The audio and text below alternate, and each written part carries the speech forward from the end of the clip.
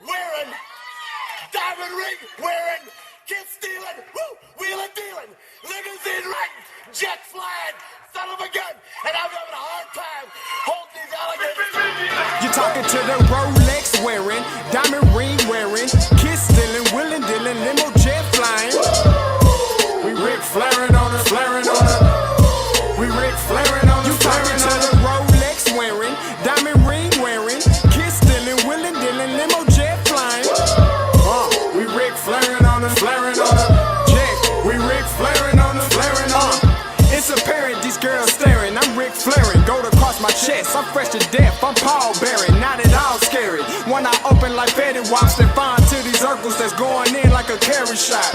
Woo! I'm going in like a Mary Pop off that Mary Crop at the top flow at the Marriott. So questioning me is like questioning you. See, we the best dressed, so come and get blessed with the crew. Not one but two, different ways to slaughter your crew. Committed tat across the chest, I guess she blessed with the truth. People want to see them checks, representation of proof. Living through my elders, trying to resonate to the youth.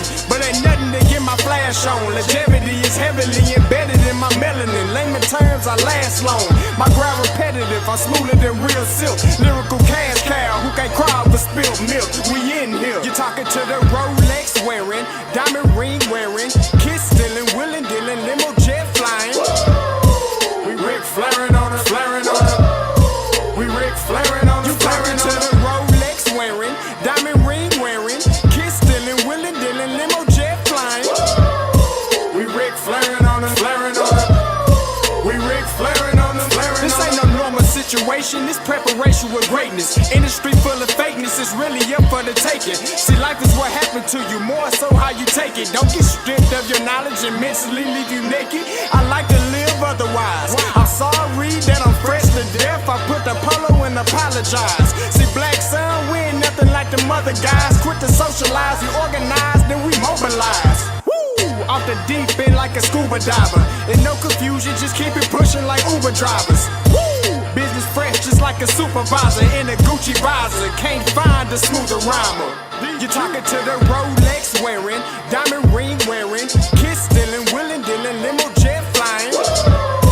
We Ric Flairing on us, flaring on us. We Ric Flairing on us. You talking to the Rolex wearing, diamond ring wearing, kid stealing, wheeling dealing, limo jet flying. We Ric Flairing on us, flaring on us. We Ric Flairing on us, flaring on us. Yeah, DQ baby. Shout out that boy Nigga for that fire track. Hey, Black Sun, sun up. What's up, Vinny Vegas? What in Vegas? Yeah. Shout out Pharaoh's Kids, D-Phase, yeah, Bubba C, yeah, Ric Flairing on them, Ric Flairing on them, Ric Flairing on them, Ric Flairing son up, baby. Hey yo, Scotty, we back. Appreciate you for reaching out. I'm like, hey, it's outspoken. A lot changed. Granted, the concept we still hosting. Giving you the fix you need when on the screen. The veteran, Captain Petty, giving you medicine. Come tap in. You know Scott gon' do what he do. Might not want to hear it, but here go the hard truth. Perry about the numbers, regret if you're not fact-based. When you run your lane, the numbers seem like a statue. Wait. Hey, Scotty, man, I'm not feeling it. I don't think the people feeling it. Let me get in my bag a little bit, just showing what this outspoken really about to be like. Outspoken, this is more than conjecture. These days they land people are so glad that we got our own. Hunger insatiable, made for you if you say you objective. Hard truth offering, no offense, just perspective. Come get your dosage and go with me. We spit it like poetry. The pivot was pivotal, could rhyme here, but I'd rather not. Some say Scotty, some call him Scott, the best one since Stewart. If you know, then you know, but if you don't, then you're lost. Let me be frank for a minute, cause we all know that's how Perry be. Breaking down the game for what it was, no apologies. This my hypothesis, you tune in, you like watching it. It's common sense, obvious, competent, rugged, and confident. Hey, we outspoken. We outspoken. We outspoken. This is outspoken.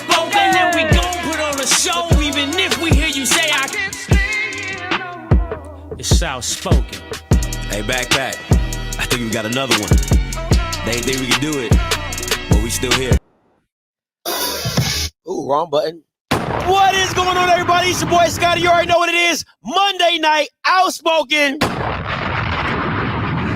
And we back. What a crazy weekend, man. What an absolute doozy for a weekend. But listen, let me give it up for my brother, from my co-host. You already know, Perry White. What's up, G-Way? In the cut with my twin. Classy bitch, but they know I be outside. That's how you come? That's how you come? What's up, P. White? In the cut with my twin, baby. We riding in the car together. We ride. What's up, G-Way? In the cut with my twin. Classy bitch, but they know I be outside. I know we not bumping that in the car together. Come on. I know we not bumping that. What's wrong with a little? What's up, G-Way? No, we ain't bumping that, man. Come on now. I know that ain't how we doing it. No, I got you. Oh, okay. I got you. I'm riding with the windows down. I got you. Yeah. You in the car with me? Not with that one. Not with You that ain't one. riding with me? I don't know the last time y'all heard that. When's the last time y'all? I know one thing. I know your wife in the back seat. Oh yeah. Oh yeah. She gonna ride. Oh She hanging out the window with that pom-pom. she going extra hard. Okay. That's all I need. She going extra hard. Me? What's up, G-Way? In the cut with my twin. Yeah, I know. What's up, P. White? I don't know why. I just thought that'd be a great job. Yeah. Listen, Perry. First of all, let me give a shout out to my man Merch Pack, man. My guy Jason down in Tallahassee. You see what the boy got on today? Got the Black College Football Special. It's all sewed and stitched and nice. You know what I'm saying? Shout out to my guys at Merch Pack. They wanted me to be a brand ambassador for the Black College Football. This, man, I'm telling you, bro, this thing is luxurious, okay? Luxurious. So when they drop these drinks, make sure you go get you one. You know what I'm saying? I love this. I love anything stitched. That's my favorite. So absolutely love this. Rocking it all the way. Shout out to Merch Pack, my boy Jason. They done did it again. They done did that. Them Bama's done did it again. But hey, Perry, I wanted you to know that I got a special guest, and I didn't know how you would feel about it. So I brought on Dooley. Now this is Dooley's personal Gucci bag. Now he has some secrets in store, but we'll get to that later throughout the show. But you know, he's got a lot to talk about. He's got a lot to talk about. Me and him have been conversating for a couple of days now, and he said he's tired of it. He said he's tired of it. He's tired of the hate. He's tired of the people getting on him about Gucci, and he said he's tired. So we're gonna have him talk later in the show. Is that thing real? That's that real Gucci, or is that you know, that little side story? This is Dooley's. What you mean? It's all Dooley's. Okay. All right. I just wanted to make sure. It's Dooley's. You know what I'm saying? I mean, now let's Dooley rocking some fake stuff. This came straight from the Dooley household. Okay. unless he got something I don't know, it's real. No, like I said. So this is all personal. So much to unpack tonight, my Lord. Oh my Lord, my God. Give me that church beat, Lord. Oh, I got you. Oh, it's so much.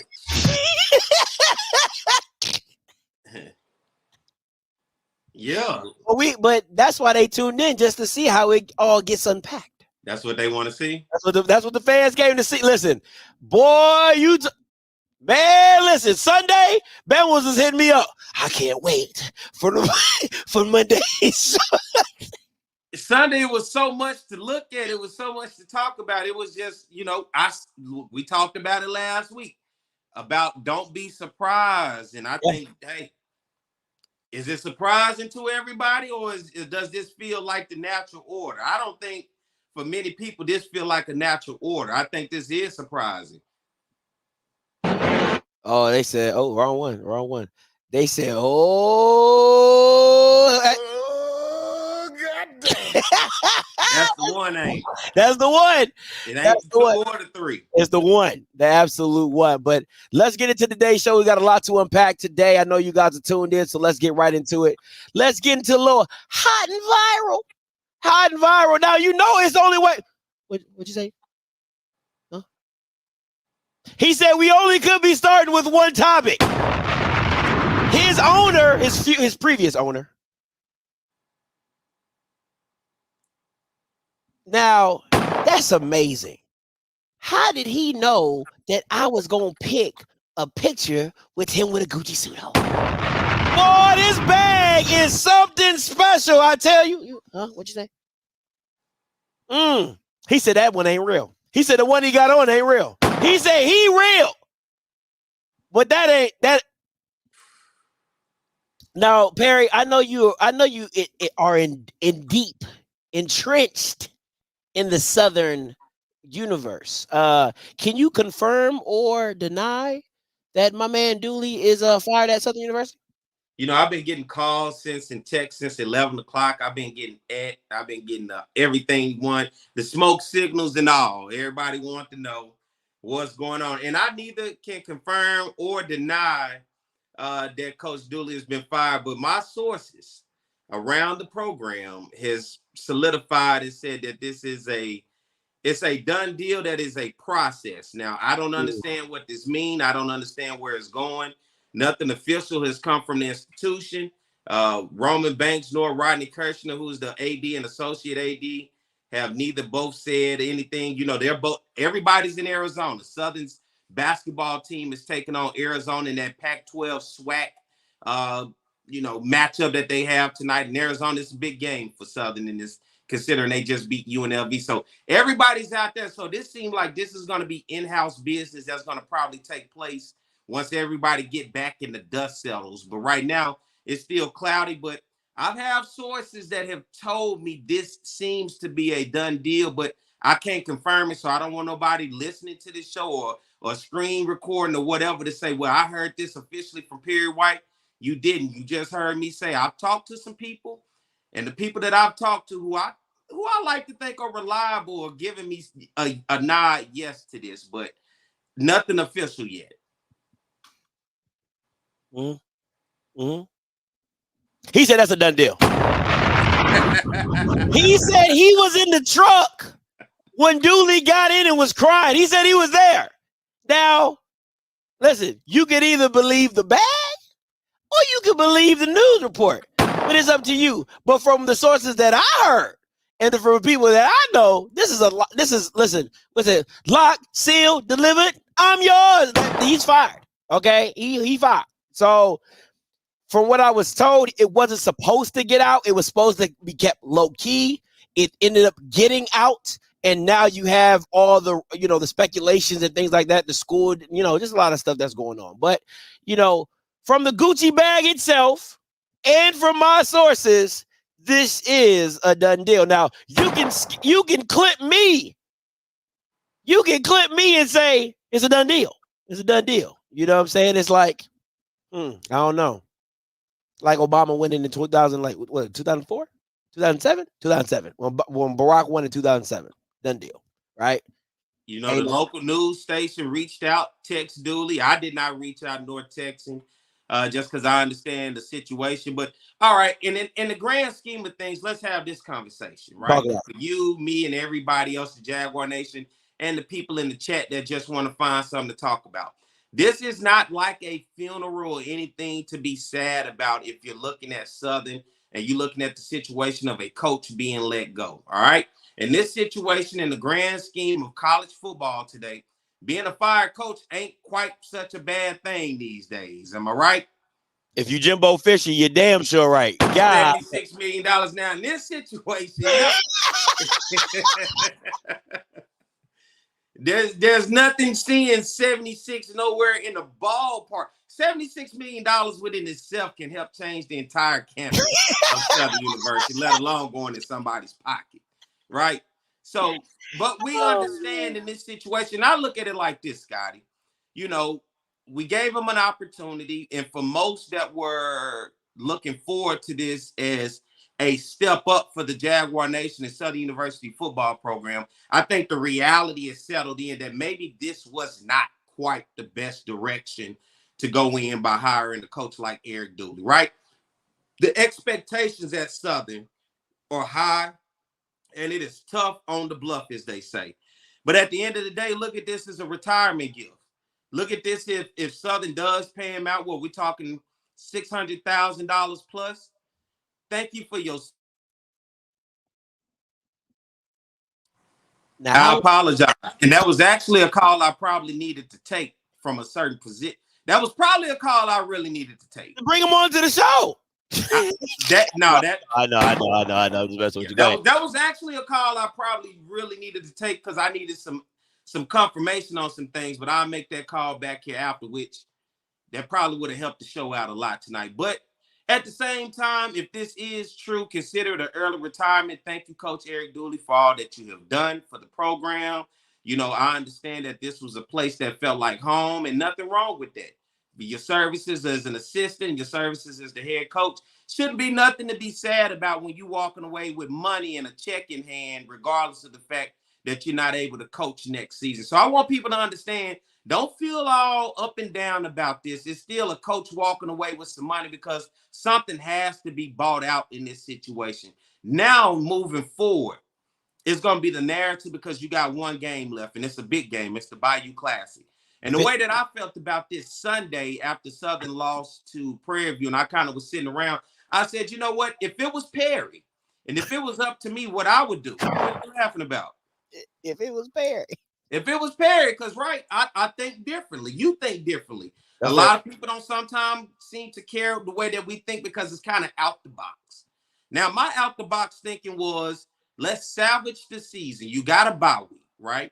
You're going into the big game, the 50th Bayou Classic. Both teams, Grambling and Southern, staggering and just stumbling and bumbling into this thing at 5-5. Now, Grambling just so might happen to have something to play for, but it's not about them right now.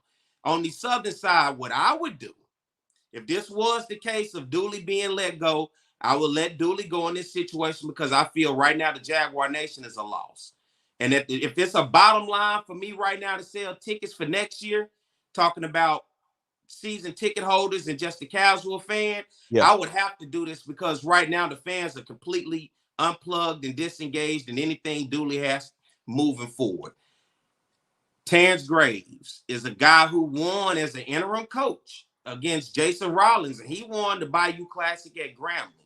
If it was me, I would put Terrence Graves in a situation to be the interim coach this time. And if we're going to go into the 50th Bayou Classic, what I would do is create something that I think is a storyline of a coach who has the potential to win the first Bayou Classic, coaching both at Southern and at Grambling. Oh, what a headline. I like that. You see where I'm going? That's nice. I like that. I like that a lot. I really do.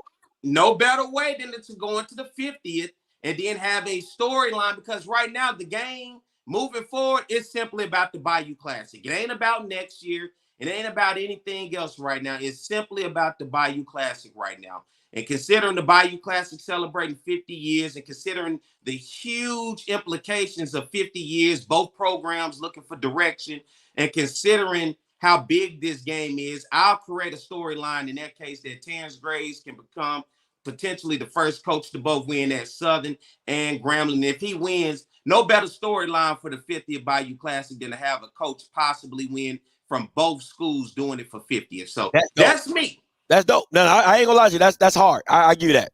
No homo. That's hard. So I'm a rock with that. I'm gonna give you that one. That's a dope. But you know, guys, listen. If you're just joining us, we're talking about the unconfirmed or confirmed. I'm confirming it. Perry's unconfirming it of the firing of Gucci man Eric Dooley. And like I said, we currently have his bag in attendance in the show, all show. So he'll be here with us all show. Now, let's get into some more of the show. I think everybody knows what it is. The Emergency Crime Report for 2023. Please give it up for Detective Bishop Campbell. What is going on, Detective? Scotty, Mr. Perry White, how are you this evening? How are you feeling? That's what I'm more concerned about. Are you okay tonight? I'm very well okay tonight. Well, that's great. Well, Perry, I just How want are to you say doing something. tonight? Hey, How's listen, things going down there at the office? listen, we're getting ready. That's the first thing we're going to talk about. But I'm just going to tell you something. As an old black man that's around the same age as Dooley, ain't no black man ever happy when he get fired. I'm just letting you know that. I don't know what you're talking about. So Okay, ain't no black man my age. Whenever we see that pink slip, we ain't never happy. So I just want to. No, you happy because most folks don't get fired without anything coming with them. They give you a severance package, or they give you, that line of what they can give you in return. When you can walk away with some money and a big check, we're talking 6 figures. I think you got to be happy about that, regardless if you getting fired or if you being retained or let go. 6 figures for anybody. I mean, come on, man. Inflation, we talking about things are high these days, including Gucci. So Now, if you can walk away with a 6-figure buyout, I think you'll be all right. Now, Perry, you know black folks live beyond they mean. That 600,000 already gone. I'm just letting you know. I'm just letting you know he's gonna be trying to do camps this time next year, but that's okay. We're going to get into something else. So here's the thing, guys. I was trying to mind my business, and the phone in the back was just going off. I mean, all over the place. I mean, it was going off at Howard, going crazy. And I tried, Scotty, to hire special agents. But here's the thing. I couldn't hire nobody at Howard as a special agent because they don't even go to the football game, so they didn't even know what was going on. So I couldn't get no special agent at Howard. I tried to get a special agent for peer review, but there's only 10 of them, but I couldn't find any of them. I tried to find Special Agent G, and he was doing a drunken live, so I couldn't even call Special Agent G. So it was very hard for me to get to all these different places. Different places. You mean to tell me you couldn't pull out your number one secret agent, Special Agent G? Specialist, I mean, Perry, let me tell you, Perry, here was what was so bad. When I tried to call Special Agent G, he sent me the voicemail. Can you believe that? Sent me the voicemail. Listen, my have the tables turned just so quick. I mean, this is all through up and down. Perry, see, this is when black folks say, now if I give you this job, now don't mess me up now. Now, see, this is what black folks don't want to give up black folks jobs. This is exactly the reason why. Now, I called Special Agent G, gave him the official first Special Agent badge. And when I called, he didn't answer the phone. He didn't win A-wall on you. You know what? Cannot find. And then, ain't nothing worse. Ain't nothing worse when, and see, I've always been a boss. There ain't nothing worse when one of your employees call in sick, and then you see them on social media and they somewhere else. That's what G was. That's what G was. So it wasn't like he couldn't come to work. He was on the YouTube live, drunk, talking about them big bad Braves. Like, that just really hurt my feelings. But that's okay. Because you know what? We are still the CSI crime unit, and we still got to do our job. So with that being said, and you already know, in the criminal justice system, the people are represented by two separate yet equal important groups. The police who investigate the crimes, even though I didn't have enough police this weekend, and the district attorneys who prosecute the offenders. These are their stories. So, we are going to have to start with Alcorn. Scotty, on Sunday, I was looking out, that back window, just trying to get some fresh air. And what do I see? I actually see the Alcorn signal out the back window, which made me very nervous. So that's when I called Special Agent G and he sent me the voicemail. But here's the thing.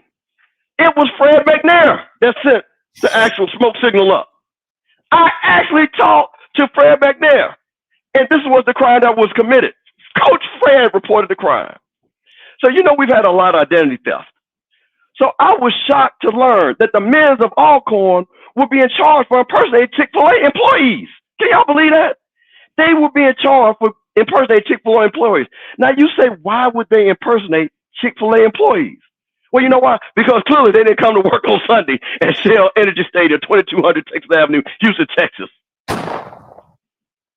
The men from Alcorn were walking around saying, my pleasure to each other, which got us concerned. Coach Fred said, we might have some drinks that have been drugged. So, Scotty, we have now had to drug test all the Alcorn players because clearly they did not realize there was a game until the second half. And even then, they didn't even play. So not only did we have to drug test the men from Alcorn, I still might have to charge them for impersonating Chick-fil-A employees because they don't work on Sundays. This is very disappointing. This is very disappointing because the men from Alcorn were some upstanding men. And for them to impersonate Chick-fil-A employees on Sundays when we all know they don't work on Sundays and knowing how important it was for them to come to work this Sunday, it is really hurting my heart. It is really hurting my heart. So now we have got. I really can't believe what I'm hearing, considering last week everybody loved this crime report in the situation in which I was in, and y'all was on here. Hey, I just can't believe in just a week how things can change, right? Now here I am in front of the people, regardless of win and lose. But you mean to tell me we can't find your special agent G? You mean to tell me the guy that sat on here had everything, the feathers, had all the whatever, who did what, how they did it, when they did it. You mean to tell me you cannot find him tonight? Perry cannot find him. Gonna have to put a hold on his check. And you know how black folks gonna act. Gotta put a hold on his check. But Perry, now listen, Perry, now listen. I got a special line for him when I see him, Mr. Campbell. And if he come on this show, he getting it from me. I want the people, and that's their favorite line. So when I find him and I see him, just know, G, I'm looking for you. Well, see, Perry, that's what we know. But Perry, now listen. Now, we got to move on. But I'm still collecting evidence because you do know that there was a crime that happened at A.W. Mumford Stadium in Baton Rouge, Louisiana. But we are still putting together the charges. And Perry, I'm just going to tell you, you might want to counsel a lawyer when you see what's happening. I just want to give you a heads up. So I will be back with, unfortunately, some other things that we're going to have to discuss. So with that being, back in August, I want you're going to need that same lawyer that Dooley's going to need to negotiate that buyout. Because I represent myself. Well, you know what? We wish you well because after these charges that we put on, like I said, we need everybody to stick around because this one right here is unfortunately one of the biggest crime reports we've done in a very long time. So, Scotty, that is one of the first crime reports. But hey, Howard and NCCU, you guys are still, and we all know that Southern will be charged later on in the show. I'll talk to y'all later. Appreciate it, Detective. Is that it? That was Detective Campbell with the crime report. Alcorn. I was real light tonight. I don't think that was light. I think that was light. I thought Alcorn got off so easy tonight. Like, I mean, considering just the high horse they was on, the high cotton, as the old folks say, last week, you couldn't tell me this week we would be coming in here and we can't find nobody. Not even G, not even the man. It's kind of hard for you to say anything because it ain't hard for me to say nothing because I was standing here in front of people, win or lose. Because you part of the show, huh? I gotta stay here when I lose, so you gotta stay there when you lose. But you a renegade. You will go wherever you can go. I have an allegiance, but then I also talk about. But we all know who's the biggest Alcorn fan, and the fact that he could not. He sent my man, Mr. Campbell, to voicemail. Mr. Campbell fired his ass officially tonight. When your boss call you and you don't show up, and then when he call you, send him the voicemail, that's terms for termination. That's fair. And last week, everybody was like, look at Perry. Look at his face. Oh, he can't make a joke to nobody no more.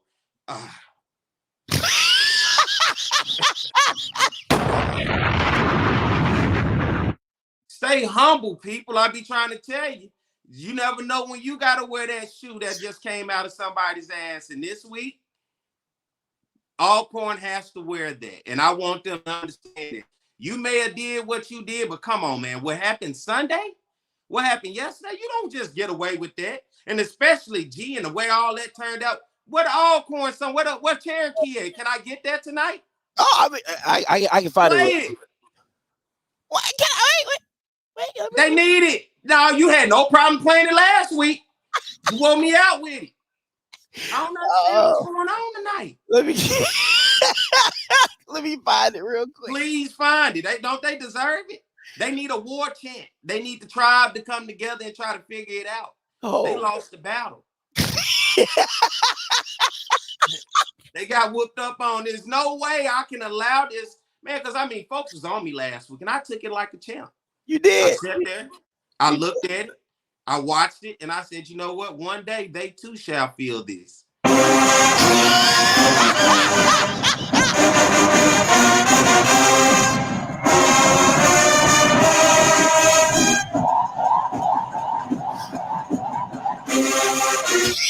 Where they at? Where y'all at, Alcorn? My God. Mm-hmm. Oh man. I'm sorry. What? You said they lost the war. That was funny. They lost the battle. Now, them that lost the war, but they lost that battle. They got their ass whooped in that battle. They had to retreat.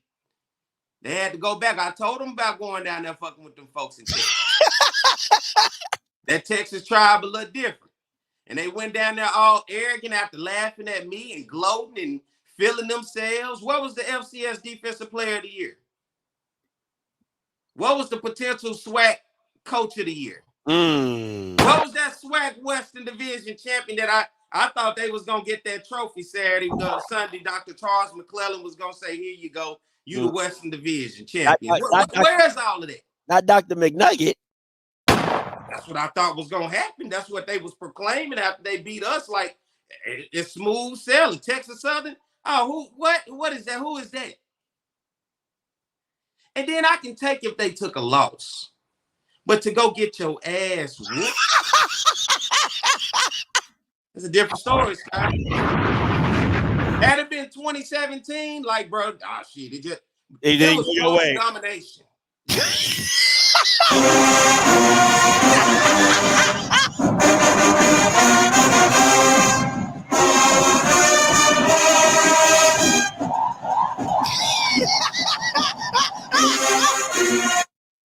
Something is wrong with you. Oh man. I got to get me. Now, they said I couldn't joke on nobody no more. Tonight is my night.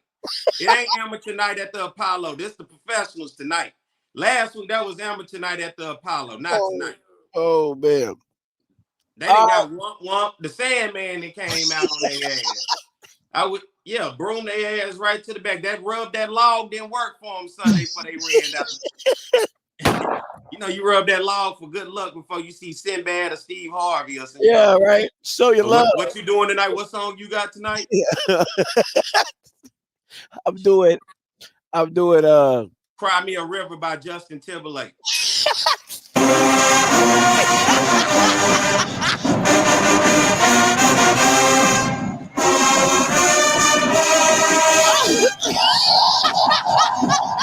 Something is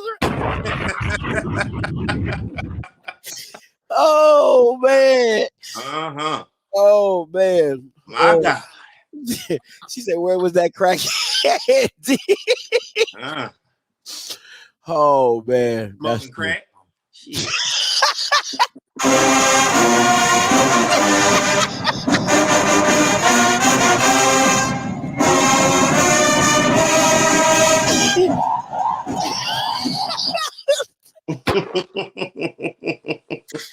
Oh, man, member said smoking crack. Oh, let's get to this game of the week. And it wasn't Prairie View. It went Alcorn. It was. I can't even hear my own song. Hey, what's up, G-Way?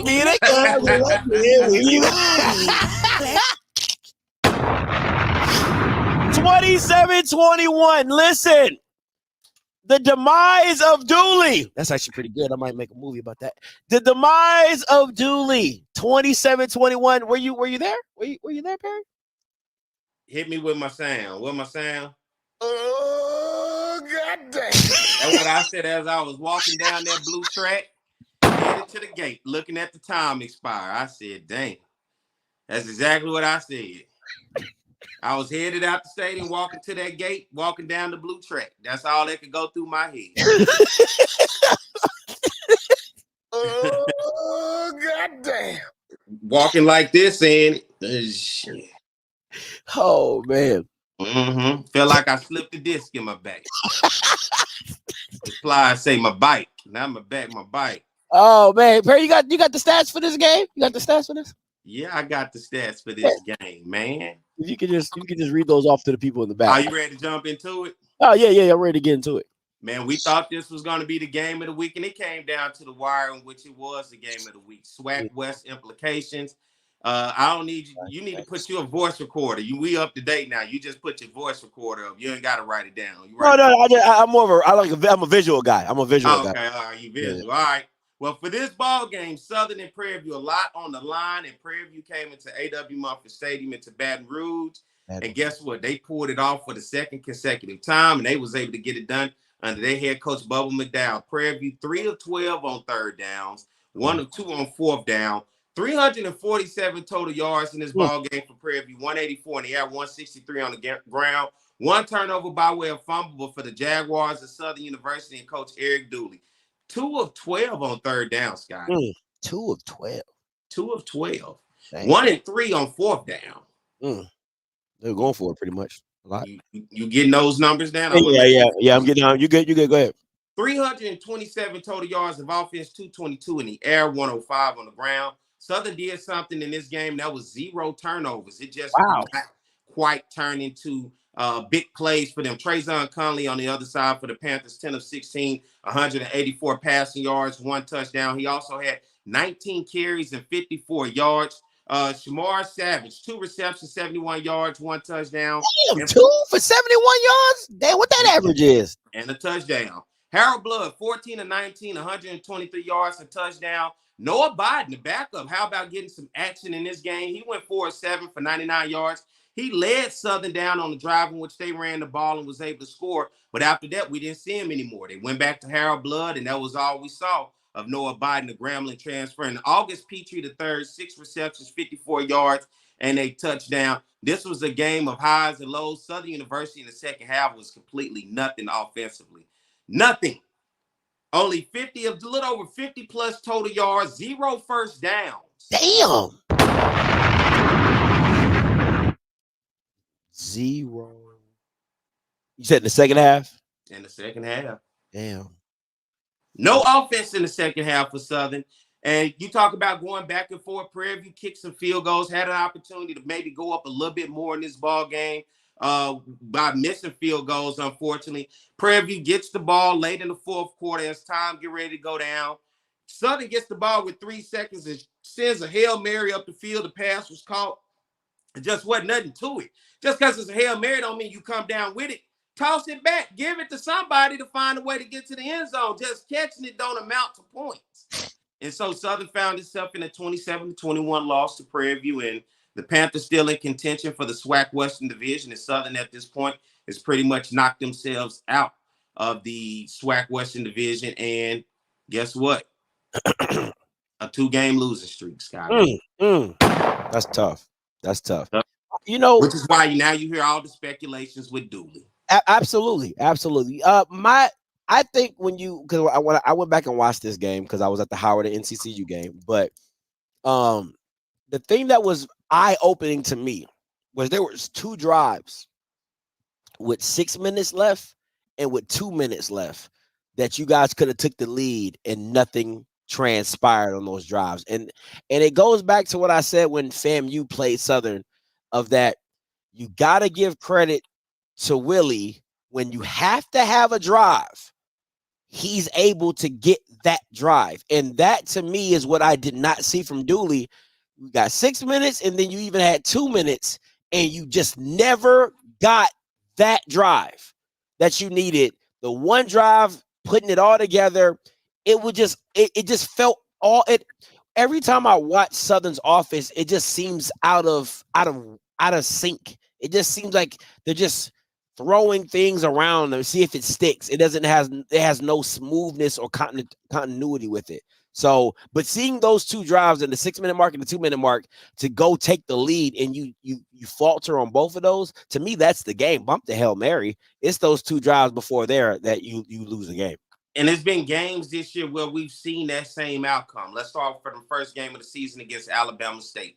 A 14-10 loss by Southern. The second half, Southern defense does everything it possibly could to give Southern offense the ball back and to take the ball down the field. From turnovers to just lackluster drives, you saw them sputter out.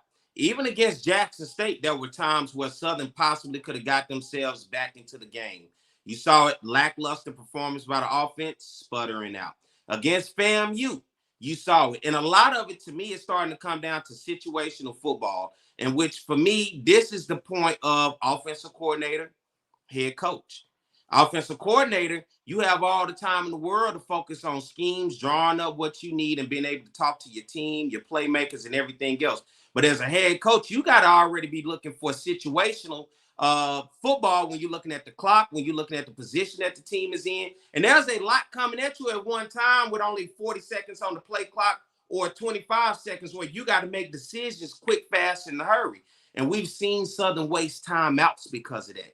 For no reason, for bad situational football, because you got a coach that's trying to be the head coach and watch everything that's going on, and at the same time trying to draw it up and figure out what he can do in that moment. And for Southern, I just think situational football has continued to cost them once again, as we saw against Bama State, FAMU, and now Prairie View. And Jackson. But, Jackson was able to pull. I get it because they pulled away a little bit further than what the close-knit game that you had. Literally the ball in your hand against Bama State. Literally the ball in your hand against Florida A&M. Literally the ball in your hand against Prairie View. That's fair. Yeah, I get what you're saying. All those games, you literally had the ball in your hand to get down the field. Yeah, I don't see what we learned from anything in order to make a drive to win a game. I agree. And that's a tough loss. Even though I picked Prairie View to win, which I knew. Still a tough loss. I mean, yeah, I did. I know I did. But let's get to the Week 11 recaps. A lot of games, a lot of craziness happened over the weekend. Let's start it. Oh, is that? What's up, G-Way? In the club with my twin, we be wobbing. Hey, that boy looked like he done came back and took the lead. Wow. Gee, look at that. Feel good. I know you feel good, don't you? Now, I was talking to my wife earlier today. I said, babe, you know what I could do? I said, I literally could copy Perry's picks and I automatically win because it's only a week left. I said, I could do that. And then don't even think twice about winning. I said, but I ain't going to do that. I'm going to play it out fair. I'm going to pick my teams like I will pick them because clearly I'm on a roll. You get what I'm feeling? So, I just want to make that very clear about me coming back and winning. Hip, hip, hooray for you, buddy. Thank you. No problem. Right. I appreciate that, man. Appreciate that. Just out here trying to do me, win. That's how I do. Let's look at a quick recap. Yeah, some huge upsets. A&M's, Alcorns. PV, I picked that. You know what I'm saying? Looking at the MEAC. That Morgan State one. Morgan State, man, listen. Morgan State has been saving me. Do you hear me? And then NCCU losing. That was a huge loss. But and then the Cousins, we sweep. That was pretty easy. I ain't gonna hold you. We knew what the deal was. Listen, got some wild West. Let's talk about it. Prairie View is the Wild West champs if they win out. Alcorn are the champs if they beat JSU with a PV loss, and Grambling is still in it with a win and everybody else losing. How crazy is the West, P? It comes down to the bottom of the season like it did last year. Wasn't this a similar situation when we looked at Prairie View, Texas Southern, and hell, even I'm sorry, that's that important call I keep saying I probably need to take. They call him like I probably need to take that call. You know what you need to do, P? You need to invest in a laptop and then have your phone on the side of you so you can like get messages while you're on the show. Well, I got my laptop, but I like my phone. I like my phone. You need to buy another phone. You need 2 phones. I don't. I just talk to him when I get off here. It ain't I'm that just saying, important. man, you can't be an insider and then what you're using for your insider is you ain't getting no inside information.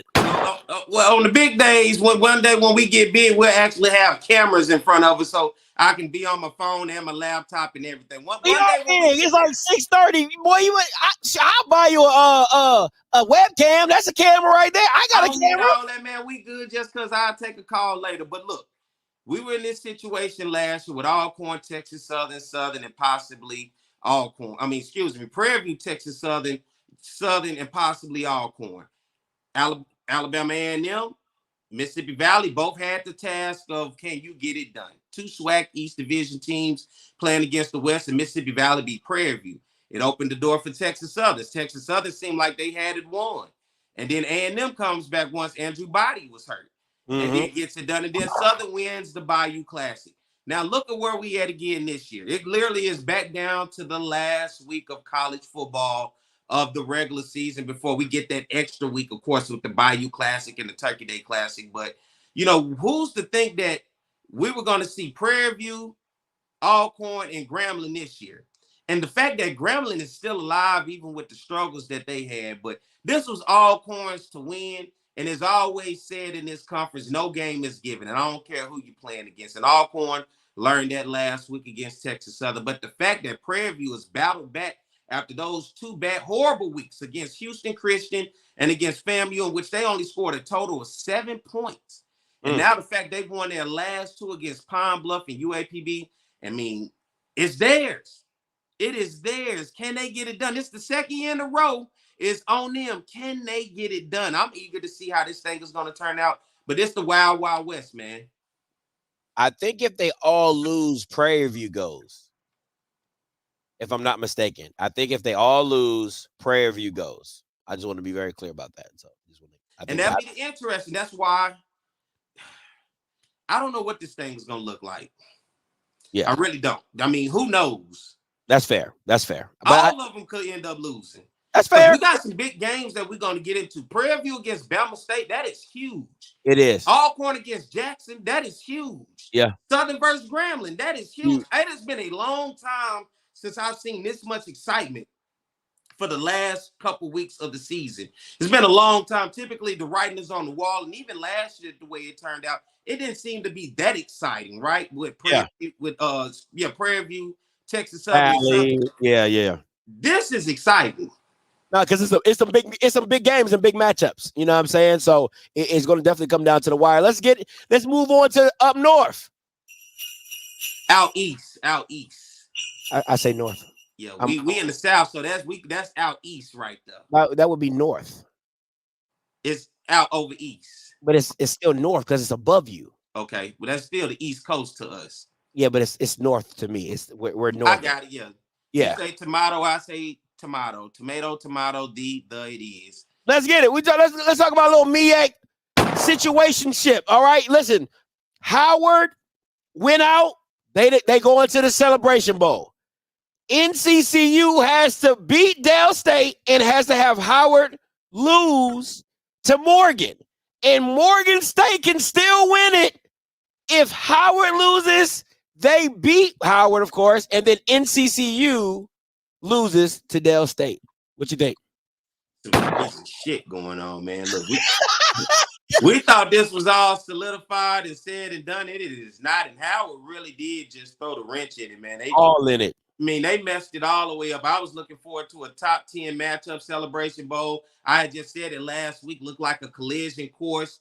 Like we were ready for that. But now, your Howard Bison have found a way late. And this is what makes it so easy in the MEAC of things transpiring like this when you only got a couple games that'll determine the entire direction of where your season is going to go. Right? Conference play just started, 3 weeks ago? It did. And look at the situation as we come into now the 4th week of conference play for the MEAC. And it'll just take one loss and it'll derail everything because there's no time to turn back. There's no way to make up for it unless it's an early loss 3 weeks ago. But this late in the season, you control your own destiny. And for Howard, can they do it? Can they control their own destiny and get the payback and make sure that they are outright MEAC champions this year. This is interesting to see. Now it's real funny because somebody on this show was really high on Howard. I'm not going to say who. I don't need to point no elbows, but it's just funny to me how it all comes back full circle. Now, what I will say is, if Howard did not lose to South Carolina, the loss to South Carolina State actually is what really threw a monkey wrench in all of this, because if they both would have came in undefeated, Howard would be champs. Howard would be champs at this point in time. It wouldn't be no issue. They'd be champs. They'd be going on to do what they do. But since they lost, and then they came into this game like NCCU, and they have the head-to-head with NCCU, that's when it comes down to this final game. And this dude has been on one all freaking day. That's my boy Malcolm. He's a Morgan State guy, right? So this is it's going to be interesting. The only thing I do wish. What do you wish for Christmas, young man? I really wish NCCU was playing somebody other than Dale State. It would have just been, if it was even Norfolk, if it was anybody other than Delaware State, like they would have got a little bit of comp. You know what I'm saying? Like, I'm sorry. You know what all this feel like? The playoffs. All of this is playoffs. It feel like we got a wild card. We feel like we got playoffs. Who's going to get in? Who's going to punch the ticket? It's like we having semifinal games all over the place. This all gives me playoff black college football, and this is how you want it if you're looking for chaos. And this is organized chaos, and I like it. It's really exciting. I love it. You're going to have to be looking across the landscape, both at the MEAC and the SWAC, all Saturday, focusing on what's going on, because literally one game here, one game there can change everything that we're even discussing right now. So this is exciting, and I love it. I mean, to me, it's funny, when I got to the game, Key asked me, she said, babe, who do you want to win? I said, I just want chaos. That's all I'm looking for. I was looking for Howard to win because I wanted the chaos, and that is what ensued, and what a game it was. Let's break some of these games down. Starting off with the DMV. You're good with me. Hey now, them boys from Morgan, them Bears, they just keep doing what they do. JJ Davis, 15 carries, 108 yards in the tub.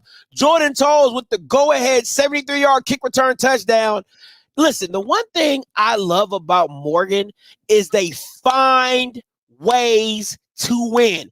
If it's the offense one week, if it's the defense scoring another week, if it's special teams, now they'll find a way to give you 7 points. Morgan gonna give you 7 points, okay? Either with a fumble, some bad snap over their head, a pick.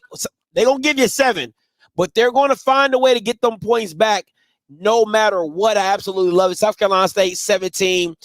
Josh Shaw, 16 carries, 70. Listen, man. Corey Fields needs to go into the workforce, okay? Football should not be his thing anymore. You cannot go back-to-back weeks with less than 60 yards passing as a 8th-year quarterback in college. It don't make no sense. 4-14, 54 yards, a touchdown, and 2 NITs. That Bama needs to go get a job. What you got, P? Morgan State 4-12 on third downs. They could not convert fourth downs, went 0-2, 244 total yards, and low offensive production for both teams in this ball game.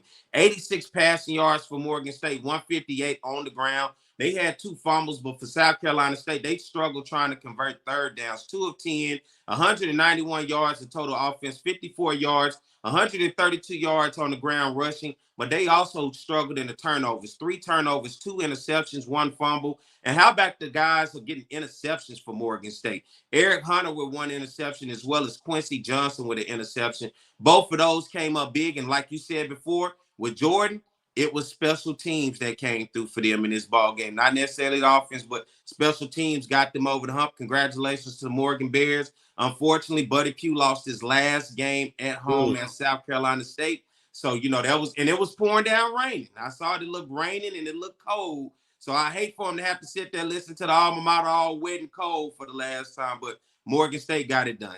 They absolutely did. Shout out to Morgan State, which makes that Howard game even much more better. The Battle of the Beltway, full effect. I am trying to make it out there this weekend. Hopefully see some of you guys out there as well. Alabama State, 20, Valley 3. Listen, If you just look at the stat line for Alabama State, it just looks inept. It looks like how, why, how do you Bamas keep winning, but they continually keep doing it. Keyshawn Johnson, 7 receptions, 84 yards and a touchdown. Valley, listen, man, offense is like, it's hard to find there. I don't know. Listen, I ain't put no players. I just said passing 78, rushing 54, because it's just that inept down in the Valley. I really don't think people are. What I'm gonna say is this: what you see now, I just want people to really put some respect on the former coach's job at Valley, because at the end of the day, they might not have won, but you know they were going to be competitive, and Valley's not even that. Really in the sense of what they are now. But go ahead, Perry. You look at Alabama State in this ball game, they did not convert a third down, Scotty. 0 of 11 in this ball game for Alabama State. Did not convert a third down, 2 of 4 on fourth down. They put themselves in some tough situations. 221 total yards, 119 in the air, 102 on the ground, but they did not turn the ball over, which is a good start in this ball game against a team depleted like Valley. You look at Valley, 3 of 16 on third down. Both teams 8 first downs apiece in this ball game. 130 total yards for Mississippi Valley in this game. 3 turnovers, 2 fumbles, and an interception. Your boy Damon Stewart, 8 of 14, 102 yards, a touchdown. How about Keyshawn Johnson, Mr. Do-It-All? He had 3 carries for 20 yards and a touchdown, and also those 7 receptions for 84 yards and a touchdown. And then, you know, sometime I got to shout out the special teams guy. And for Mississippi Valley, Alexander Davis, 8 punch, 227 yards. He tried his best to flip the field, but Bama State just ugly with it, man. I'm talking about ugly with it, and they got the victory against Valley on the road up there in Itabena. He said Valley Field is the winner of the game, as they always are. It's that 12th man. You got to know when you step down there as the 12th man. All right, let's get it. You already know. I say behold. Norfolk comes out with a big winner. Norfolk 44, Dell State 21. Cameron Sapp has an amazing day. 8 of 12, 174 and 2 tubs. Kevon King, 19 carries, 116 yards in the tub. And Aaron Angelos, another quarterback that has started for Delaware State, 9 of 15, 133 yards, a touchdown, and 2 interceptions. If I'm not mistaken, I think there was like 4 people that had interceptions at Norfolk, if I'm not mistaken. It was a big game for them defensively. Woo. Go ahead, peace on you. All right, Norfolk State, 4 of 11, third down. They put up a lot of yards offensively in this game, 459, 174 in the air. And what they do, they can run by committee. Facts. Running back by committee, 285 yards on the ground, 11 penalties for 80 yards during this ball game. Kind of high when you start getting 11 penalties. You really pushing it. Luckily, they didn't give up the entire field. Also, 1 fumble in this ball game for Norfolk State, but for Delaware State, just a tough day, Scotty. 2 of 7 on third down, 201 total yards, 133 in the air, 68 on the ground. They had 3 interceptions in this one. How about for Norfolk State? Andre Pegues, 3 receptions for 100 yards. And then Xavier Evans, 8 carries, 96 yards and a touchdown. And then on the other side for Delaware State, Rakeem Smith, 3 receptions, 67 yards and a touchdown. Norfolk State finally got a complete game that they've been looking for all season. I mean, listen, when you play Delaware State, they're like the Valley of the Northeast. How about that? Right? They're the Valley of the Northeast, and they're gonna give you some confidence going into whatever game you going into. Next up, NCAT versus Rhode Island. And the funny thing, a lot of people didn't know Rhode Island even had a team, but they come out with the win on top, 24-31. Listen, man, somebody need to get fired. If your head coach is a defensive guy, you have a defensive coordinator, and you let a running back go for 23 carries, 233 yards, and 3 touchdowns. I don't even know the math on that average, but it got to be like over 20 yards. It was over 10 yards a carry. That's 10 yards per carry, if I'm not mistaken, right? So absolutely ridiculous. Kenji Christian, absolute stud, 22 carries, 97 yards and a touchdown. Listen, bro. North Carolina A&T, that defense is atrocious. Perry, what you got? A&T in this ball game, they were able to muster up 19 first downs, 4 of 13 on third downs, though. That's a struggling day trying to convert and keep drives alive. 370 yards total, 166 in the air, 209 on the ground. They had a turnover, a fumble. For Rhode Island on the other side, they got 23 first downs. They struggled on third downs, though. So they were able to get big plays, converting first downs when they needed on first and second downs. 3 of 10 on third down for them. 423 total yards, 137 in the air, 286 on the ground. And that man you talking about, Jaden McKenzie, 23 carries, 233 yards, 3 touchdowns. Rhode Island also had 2 turnovers in this game, a fumble and an interception. Eli Brickhandler for A&T, 12 of 18, 161 yards, and a touchdown passing. He also had 17 carries for 88 yards and a touchdown on the ground, but it wasn't enough for A&T to get past Rhode Island. That's just ridiculous. But listen, NCAT is on there like I think I can. Like it's they from where they started to where they are now is positive impact, but I mean they still suck though. I mean at the end of the day they still suck. But let's move on. William and Mary 31. Hampton 10. Listen. No, that man with Chris Zellis is a walking turnover, bro. 14 of 24, 159 yards, a touchdown, and 4 interceptions. I say again, 4 interceptions. Tyler Hughes, 5 of 14, 145 yards, 2 touchdowns. Kevin Jarrell with the interception, pick 6. Roman Copeland, 7 receptions, 111 yards, and a touchdown. That Bama had 4 picks, and the fact that he's still in the game, I'm confused. But go ahead, P. What you got? William and Mary went out and they took it to Hampton. So when you look at 5 of 10 on third downs, 309 total yards, 163 in the air, 146 yards on the ground. They were very balanced against Hampton in this one, with 1 turnover for William and Mary by way of a fumble. But you can take advantage of a team just like Hampton because of the turnovers. And for Hampton, they were 7 of 12 on third downs, 346 yards of total offense. They actually outgained total offense to William and Mary, 159 yards in the air, 187 on the ground. But 5 turnovers in the ball game will kill you and hamper you anytime. 4 interceptions, 1 fumble. Christopher Zellis, a guy who I liked early on in the season, but we knew his up and downs. When he's good, he's good. But when he's bad, my God. Yeah, he has been good. 14 of 24, 159 yards passing, a touchdown, 4 interceptions. He also had 17 carries for 77 yards. He has a true dual threat ability about himself. It's just the turnovers that has really killed him in this Hampton offense.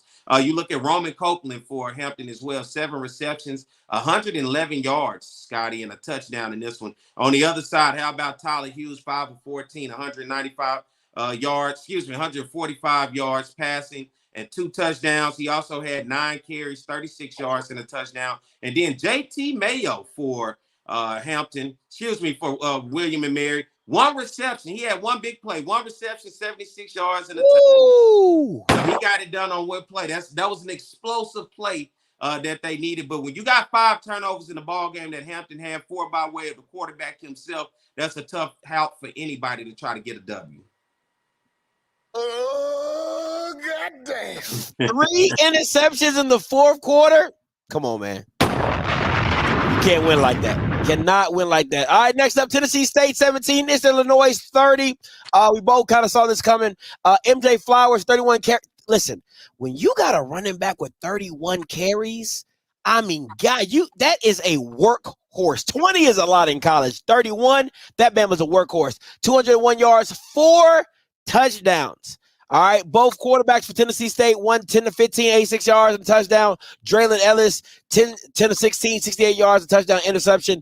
I know this game was pretty close at halftime. I think they were tied going into half, and then Eastern Illinois pulls away in the second half. Perry, what you got? Eastern Illinois did pull away in the second half, and it was because Tennessee was struggling. Tennessee State struggling to convert third downs. They went 2 of 14 in this entire ball game on third down conversions, 1 or 2 on 4th. He's a true freshman, MJ Flowers. Jesus. I'm sorry. Go ahead. Oh, go ahead, man. It's all good, man. Look, 260 total yards for Tennessee State in this game, 154 in the air, 106 on the ground. They had 2 turnovers, though. Those turnovers, man. It's like one week we had a week where it was just damn near turnover free. And now it's like this week, everybody seemed to have been dealing with the turnover bug. And those came by way of a fumble and an interception for Eastern Illinois. They went 3 of 15 on third down. 320 yards total in this ball game of offense, 121 in the air, 199 on the ground, but they did not turn the ball over. And you talk about MJ Flowers, that 31 carries, 201 yards and 4 touchdowns. Eastern Illinois just leaned on him and allowed him to pretty much carry this one home. A true freshman, and you give him the ball 31 times, that's nasty. That's absolutely nasty. That's a different type of the Jesus. I mean, the way your body has to be prepared for the brunt of 31 carries as a freshman in college, going against seniors and juniors, that's amazing, man. Shout out to MJ Flowers, absolute stud. All right, let's get it moving. Grambling with the bounce back game. Miles Crawley, 18 of 28, 198 yards, 3 touchdowns. Chance Williams, Lamborghini, do what he always does. 11 carries, 97 yards. Listen, UAPB, I could play quarterback right now, but Johnny Williams, running back, 15 carries, 99 yards, and a touchdown. They are the get back game for most of these teams. Grambling finally breaks over the 35-point mark, which I felt they should have done a lot more this season. I think they're a very explosive team that has been holding themselves back. One thing I'll say about this game, I saw it. I watched it on the replay. If you watch the game, it's things that you're going to say you don't like, but I like that Miles did not force the ball. He's had problems in previous games of getting greedy and pushing the ball when unnecessary, and that gets him caught up in picks. There were a couple times in this game, it was 4th and 5, and he just took the check down, and he got the turnover on downs, and whoop-de-whoop. You can live with that against UAPB, and I'm cool with that because he got to get back in sync. So I appreciate Miles for not getting too greedy, forcing the ball, and getting it picked off and putting your team in a bad situation. So shout out to Miles Crawley, but go ahead, Perry. You did him any kind of way up there, UPAB. I thought I was going to go perfect. I was like, I double checked, man. I thought I was going to go perfect today. I didn't. Gosh darn it. You did him any kind of way, but this game was a lot closer than what the final score indicates going in the first half. The first half, this thing was pretty tight, but then Grambling anyway, finding a way to get it done on the road. 3 of 9 on third down, 411 total yards, 198 in the air, 213 on the ground. 1 fumble in the ball game as a turnover for Grambling. On the other side, UAPB, 1 of 14 on third downs, 266 total yards, 143 passing yards, 123 on the ground. They had 2 interceptions, Mal Crawley and Chance Williams. Chance Williams, 11 carries for 97 yards. I like Chance Williams. When he get going, he's tough to stop. He's a big-time running back for them. And when you can get Miles Crawley and Chance Williams in that running game with Falk as well to really get things going, this is the type of offense that you'll see from Grambling when they can get it going and clicking on all cylinders. Absolutely. It is chalk, not Falk. Did I say Falk? Yeah, you said because it's Floyd. It's Floyd Chalk. So you said, excuse me, Chalk. Yeah. So yeah, I like Chalk. Chalk got that wiggle, like he got that boom bop. I love Chalk. Oh my God, A&M loses a tough one, and I'll say this: Perry kind of called this game. He said he's going with A&M, but he said don't be surprised if Bethune-Cookman pulls this game out, which they did. And the way they pulled it out is what makes this even worse. Bethune-Cookman 31, A&M 14, going at the half, I believe. A&M, I think it was 14-10, and then Bethune-Cookman has 21 points unanswered in the second half. Walter Simmons, 16 carries, 165 yards rushing, 3 touchdowns. Jimmy Robinson, the third, 25 carries, 137 yards. As they said, 412 rushing yards. 3 people went over 100 yards rushing. Quincy Casey, a horrible day, mostly in the second half. 17-31, 171 yards, a touchdown. That interception probably should have been up to at least 4. Because, I mean, like 3 of them got dropped. Cameron Young, 6 receptions, 68 yards and touchdown. Yeah, that was a tough outing. That was a tough outing for Alabama A&M. Yeah, that was tough. I can't explain it no more. What you got, P? Remember, we talked about it. If they win this game, he's no longer Little Bill. You got to take the B off the Little Bill now. You got to give them and call the man by his name, and he earned it going on the road. Taking on, first of all, Connell Maynard, who right now is a veteran coach in this league as you look around the landscape of the SWAC, and Connell Maynor and his team not getting it done. Connell Maynor, another guy that you would think when you get offense production, 6 of 15 on third down, 303 total yards, 173 in the air, 130 on the ground. They had 3 turnovers in this ball game. They fumbled, 2 interceptions. Bethune-Cookman, 8 of 15, 400 on third downs, 480 yards total offense, only 68 yards passing. Why pass it when you can lean on the run game the way that they did and get that 412 total yards rushing that you talked about? But they had 4 turnovers in this ball game as well. 3 fumbles and an interception. You talked about Walter Simmons and Jimmy Robinson. How about Shaw, also the running back? 12 carries, 109 yards himself, and a touchdown. Cameron Young for Alabama A&M, 6 receptions, 68 yards, and a touchdown. Just a horrible day for A&M trying to find the end zone. Bethune-Cookman ran the ball. Why not keep running the ball? Listen, if it ain't broke, don't fix it. The thing with Simmons, man, and he's always been athletic. It's just he really can't throw it. And when you're playing an A&M defense that couldn't stop the run, I mean, it was a great adjustment. Coach Woody, you know what I'm saying, had a great adjustment, and they ran it down his throat. Because he couldn't throw. He went 5 for 12 for 30 yards and the interception. They learned quickly. Let's get away from that. Let's get away from that. Man, they were just doing QB power, bro. QB power, QB read, QB power. Old school, high school football on them. Hey, straight up, jet sweep, QB read option, pull that joker. He was hitting that shank right up the gut, man. It was crazy. It was wild. Here we go. The upset of the millennium. NCCU gets taken down by Howard 50 Buckaroos to 20. You told this one up, don't you? I did? Look on the screen. Oh, man.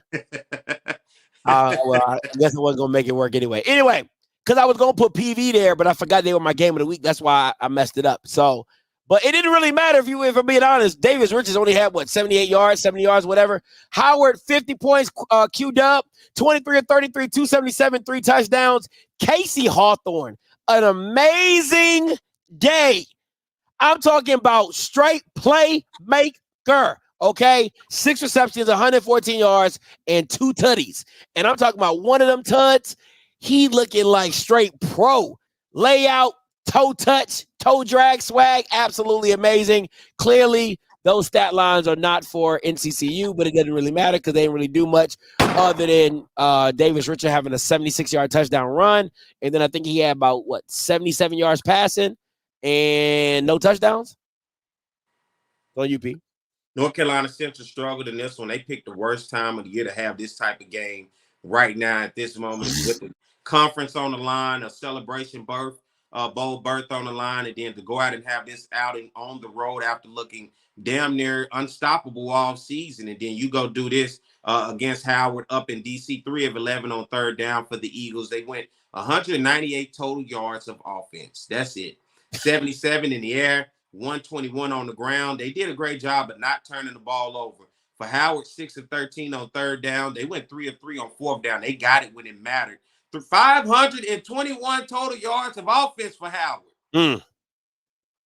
521 total yards of offense, 277 in the air, 244 on the ground. Both teams did not turn the ball over. You talk about Davis Richards, 11 of 25, 77 yards passing a touchdown. He also did it on the ground, 12 carries for 91 yards and a touchdown. How about North Carolina Central's punter? 7 punts for 349 yards in this game. I know you saw him trying to flip the field all day because North Carolina Central obviously could not convert those third downs going 3 of 11. You talk about Quentin Williams, been waiting on him to have this type of game against this type of opponent. 23 of 33, 277 passing, 3 touchdowns, 4 carries, 15 yards, and a rushing touchdown. You talked about Hawthorne, big time, 6 receptions, 114 yards, and 2 touchdowns. How about Jared Hunter in this ball game? Yeah. 14 carries, 113 yards rushing to add on to his 2 touchdowns as well. Howard couldn't do no wrong, and they put up a 50-piece to pay back North Carolina Central from all the talk and everything. This was payback written all over. And how about Howard answering? And look, they signed up for this. They didn't run away from this. They signed up and then they purposely went up to make sure they put up 50 points on North Carolina Central to pay them back. Absolutely. Did a 2-point conversion with like 4 minutes left in the game to make sure they put that 50 piece on them. I absolutely loved every minute watching it. And I have been saying, and you guys can be like, oh, Scotty, whatever. No, I said NCCU is not a special team. I said the only people that were special is Chambers, the quarterback, and Mookie Collier. I said, man, if you see that D-line up close and personal, they're not good. That NCCU D-line is not good. And I'm telling you, Howard's left side with Ndinkwe, that Bama is listen, bro, let me tell you. It was 2 plays. Let me blow myself up real quick. It was 2 plays in this game where I was like, damn, these O-linemen are not playing. It was 1 play. And Ndinkwe got his guy, grabbed him, slammed him on the down, just laid on him. Straight laid on him like this for the whole play. And waited till he got up. Then the next, maybe a couple series later, number 55, the left guard, Perry, I swear for God, literally blocked his man in the bleachers. Took it, dog, I swear to God, I'm watching it. He got his man, ran him into the bleachers, and threw him over the bleachers and started a brawl. Like, how should have been flags everywhere. It was a flag. It was unnecessary roughness. And, it was wild, bro. I'm telling you, Howard had a different mentality going into that game where you were not going to punk them. That's to me, they set a tone early in that game that you're not going to punk us, and we're not taking it lying down from like we did last year. So shout out to Howard. They came out with a tenacity that I had rarely seen from them. And Q Williams was just, he was like lights out. He was on. I think based off some of the defensive plays that NCCU set, it was pretty easy reads, but he made it count when it happened. But I'm telling you, them old linemen was not playing with them boys from NCCU. Howard said, Eagles of North Carolina Central, y'all got us fucked up. And they played like it. Boy, they was like, that South Carolina State, that was a fluke. We gonna show you what that really looked like. And they came out and they balled out, man. They absolutely did. All right, moving on.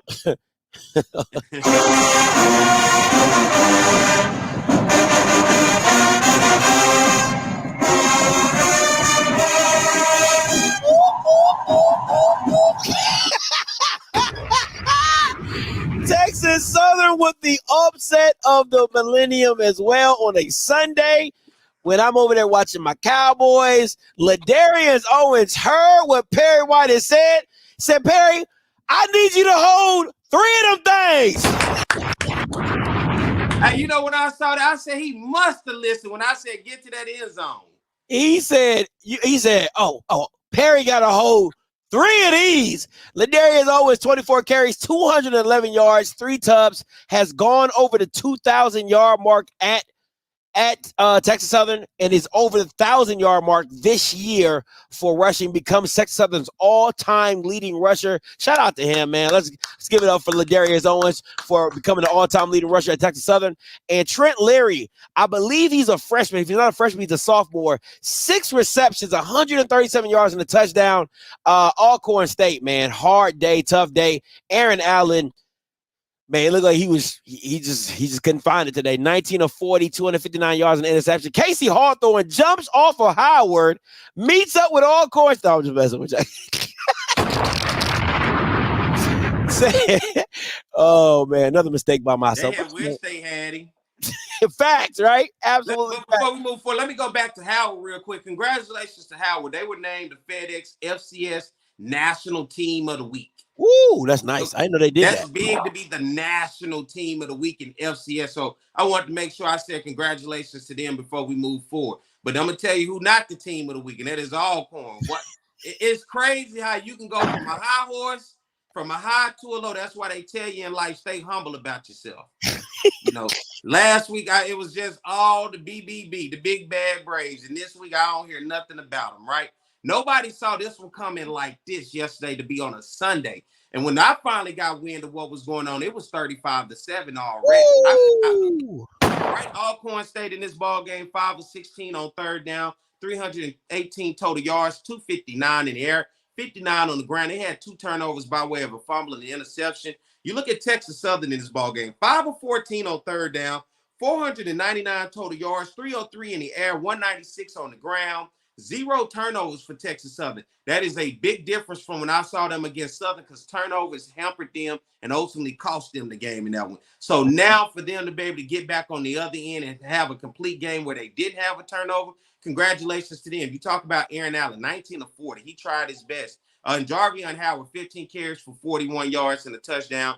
Hey, Jace Williams, 17 of 23, 288 total yards passing, a touchdown. And then Ladarius Owens. Hey, I know I said that last week, Ladarius. It was just a little early, bro. Still some football to be played. That was just who I was feeling at that moment, with Jeremy Musa being the offensive player of the year. I'm still feeling that way by the way he's carried his team in the position that they're in. But my God, my dude, you made it very hard for me to ignore you any longer, because guess what? You got into the end zone not once, not twice, but 3 times you got into the end zone. That's what I'm looking for when you put up these monster numbers. And congratulations to you for now becoming the all-time leading rusher in Texas Southern history. He now has, on his career at Texas Southern, 2,970 yards. And for the season, he is now officially rushed for 1,226 yards. Keep doing your thing, my brother. You got Pine Bluff this week. Add to the stats. You could be a 3,000+ yard rusher once you're done this weekend. Once you're done with UAPB this weekend. But keep finding that end zone. That's what's going to help. I know you've gotten the yards. You ran for 244 against Southern. You ran for 100+ after that. And then you ran for 200+ this week. That end zone is what's going to really help you boost your stock up, because when you get in the end zone, you see just how much better Texas Southern is compared to you just getting the yardage. When you just get the yardage and don't get in the end zone, Texas Southern be in games a lot closer than what they probably would want. But if you get that end zone, if you did this against Jackson and Southern, Texas Southern wins both those games hand down. Easily. Walk away. Listen, man, shout out to Ladarius, man. He's been doing this thing. I absolutely, for me, the thing that's tough, man, and I kept telling people Texas Southern was a talented team. I'm gonna keep saying it. If they had Andrew Body, and there's no shot to Jace, but if they had Andrew Body, they would have moonwalked in the West. Absolutely moonwalked. That's just my personal opinion. But to each his own. So, but word on the street is somebody's getting fired at Texas Southern. Now, I've heard 2 things. I've heard Coach McKinley could be let go, or he could stay another year, and then the staff that he has to get changed out. I've heard both ways, but you know what I'm saying? We will see going forward of what it is. All right, let's get into this HBCU top 5. Oh, Nelly. It has been shaken and stirred. Let's get it. Your HBCU top 5, Perry. I feel like you cheated on this one, but I'm going to let you slide. I feel like you cheated, but go ahead. Sometimes you can have a tie. And it's just 2 teams in positions that, for me, tied up, and that is Howard and that is Prairie View. Both of them at the top 5 spot right now, at the number 5 spot. I look at Howard, overall 5-5, 3-1 in conference play. They're 3-1 in their last 4 games. And if they win this weekend against Morgan, they are your MEAC champs. And, man, I know you've been high on them all season. Here they go in my top 5. And with a win, they'll be headed to the Celebration Bowl, Scotty. But Prairie View right there, 5-5, 5-2 in conference play. Seemed like they were down and out. And if they win this weekend, they're headed to a SWAC championship. Prairie View has won their last 2 games, and they have beaten Pine Bluff and they have beaten Southern. Both these teams in position to make postseason. Prairie View can get to the SWAC championship. Howard can get to the Celebration Bowl. That's why both these guys are tied at number 5 for me. What a way to battle back and find yourself the last week of the season where the ball is literally in your court. That's for Howard, and that's for Prairie View. At the number 4 spot, let's go to Tigers of Jackson State. They were there earlier this year. They fell out. I put Jackson State right there, 7-3 overall, 5-2. They're on a 3-game winning streak. Jackson State is right there, and Jackson State can play upset against Alcorn State this weekend. I'm looking forward to that matchup up there in Jackson, Mississippi. Should be a big one considering what's on the line with Jackson State and Alcorn. At the number 3 spot, the Hornets of Alabama State. Of course, they got a victory over Jackson State during Jackson's homecoming. They'll have a spot above them. They're 6-3, 5-2 in conference play. Alabama State quietly riding a 5-game winning streak. that nobody's really much talking about except me right here. A 5-game winning streak. And then North Carolina Central, I put them at the number 2 spot. Still much respect. They stumbled and got beat by 30 points. 8-2 on the season, 3-1. They're still number 14 in FCS football in the latest poll. 6-1 in their last 7 games. And right now, if they don't find themselves in the Celebration Bowl, they can find themselves with an FCS playoff at large bid. So North Carolina Central playoffs and postseason is still there for them. And then the number 1 team in black college football, finally, all season, they've been in the number 2. They're at the number 1 spot. That's the Rattlers of FAMU, 9-1, 7-0 in conference play. In the latest FCS poll, they're now the number 7 team in the nation. Congratulations to them. That has to be a high rank for them and the SWAC. And they're currently riding an 8-game win streak. So Howard, Prairie View, number 5, Jackson State, number 4, Alabama State, number 3, the Eagles of North Carolina Central, number 1, and the Rattlers of FAMU and Willie Simmons, number 1 in black college football heading into week 12. That's I mean, that's an okay list. I give you that. I feel like you're cheating at the bottom, but you know, hey, to each his own.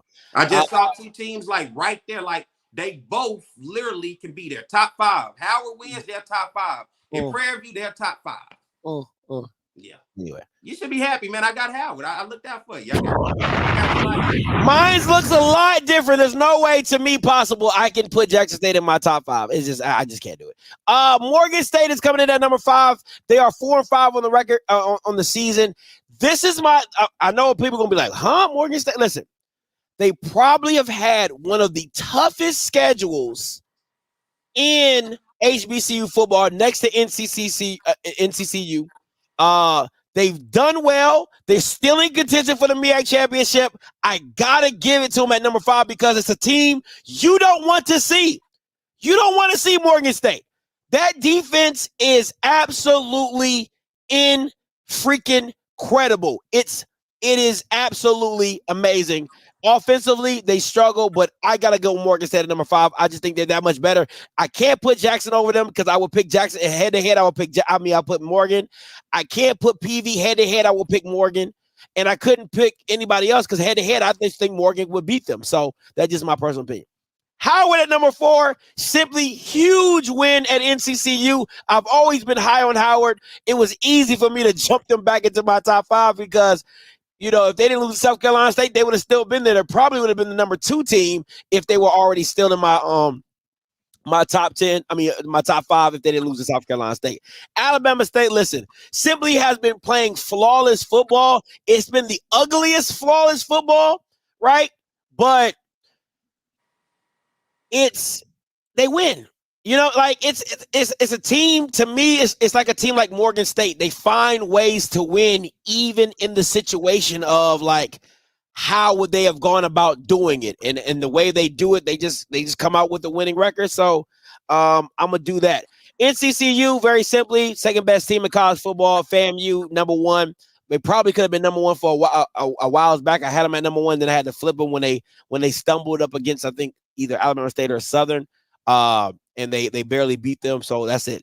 And if Morgan State was in the SWAC, they will probably be, I would say they would probably be either a little bit below Alabama State or they'll be in front of Alabama State. But I think if you gave them, I'll say this. This is what I'm saying. Let me flip. If you gave anybody in the SWAC outside of FAMU Morgan State's schedule, what does it look like? What does it see? It's completely flipped, right? Because, yeah, it's easy to put them in a conference play, and they play 8 conference games and 3 out of conference, and then you guys schedule, you know, your little whack schools like Southern. They be like, oh, we'll play Alabama State and we'll play Jackson for out of conference games. Whoop-de-doo, right? If you took a SWAC school and gave them Morgan State schedule, they don't lose by Akron by a touchdown. They don't lose to Albany by a yard. They don't do that. So I'm giving Morgan State those victories. I mean, I'm giving Morgan State those competitive wins in my mind because I think they just play a tougher schedule and they play better. So, you know what I'm saying? Listen, ma'am, Grambling is out here losing to scrubs. Gramblin's out here losing to scrubs. You have nothing to speak about. What are you talking about? Stop it, ma'am. Stop it. Anyway, but that's my top 5. I got Morgan State at number 5. Sue me. And to me, it's a top 5 matchup with Howard and Morgan State meeting at the Beltway battle, and we'll see how it looks at the end. I think you got a top 5 matchup with Prairie View and Alabama State. See, I think that's going to be a good one. And on the bubble, you got on the outside looking in, Alcorn, although they got whooped, they're still a pretty good team against a Jackson State team that's pretty good. So you got some matchups.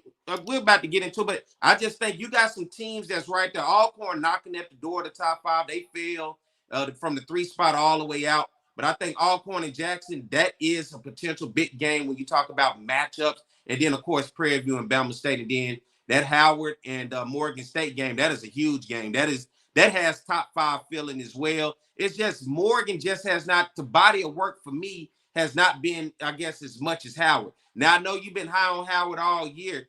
I can kind of give Howard a little bit more leniency, more so than I probably can with Morgan State. To me, I have to grade him the same way, because the same way I looked at Howard with the close losses to Eastern Michigan and Northwestern, I have to give Morgan State the same credibility, where if they knee the ball against Akron, if they just take a knee, they win the game. They fumble and they score with like 30 seconds left, right? And that's an FBS opponent, which I know nobody in the SWAC is winning that game. Maybe FAMU. But that's it. That's it. So, I mean, and then you go to UAlbany, like Blue said, it's ranked 12 in the country, and they take them to the goal. They get UAlbany wins that game because of a goal line stand on the 1. So what I'm saying is that this team is like that, and they've done it with an up and down quarterback position, and their defense has been absolutely amazing. So to me, I got to give them credit for that. This is me personally. This is me personally. Like I said, just me personally. So it is what it is. But hey, what I'm hearing.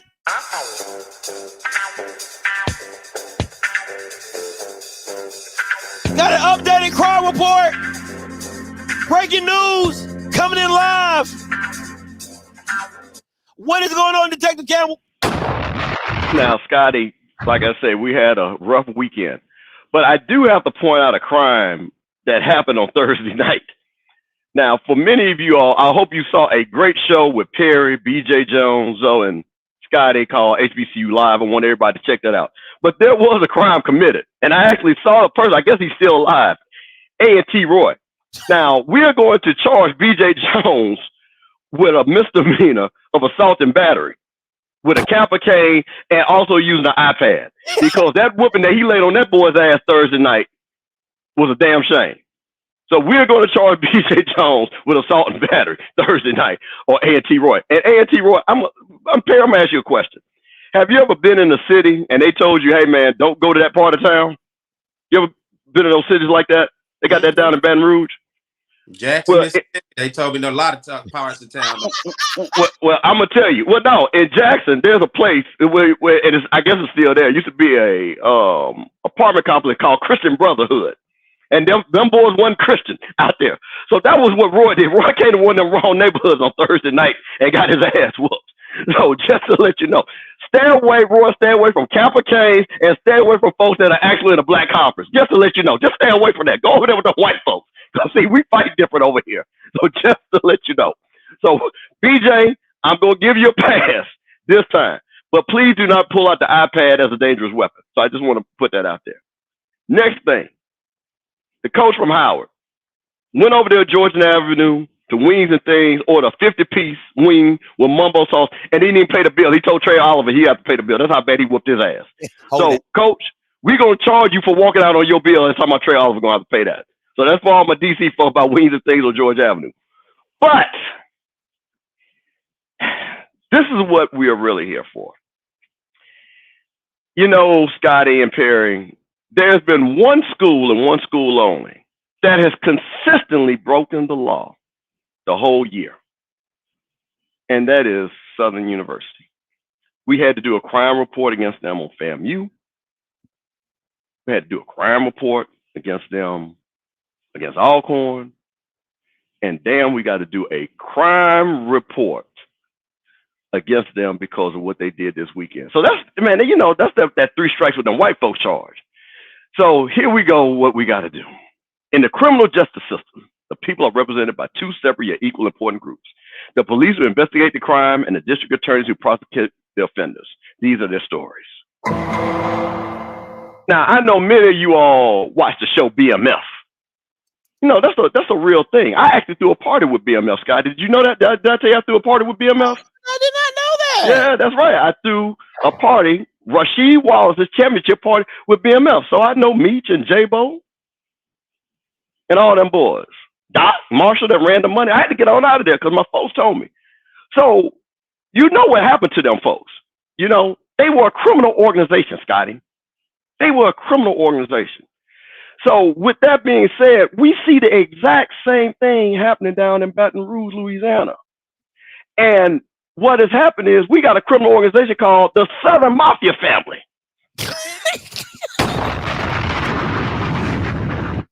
Now, the Southern Mafia Family has been brought up on RICO charges of fraud, deception, and trying to impersonate a football team. Now, more than 85 Jags were charged this week in connection with charges including season ticket trafficking, false statements about going to the SWAC championship, and financial crimes.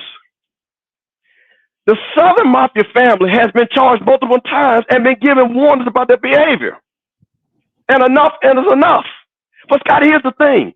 Thousands of Jag fans have been victims to these crimes of financial theft because this is a crime to spend all that damn money and watch a team impersonate a football team.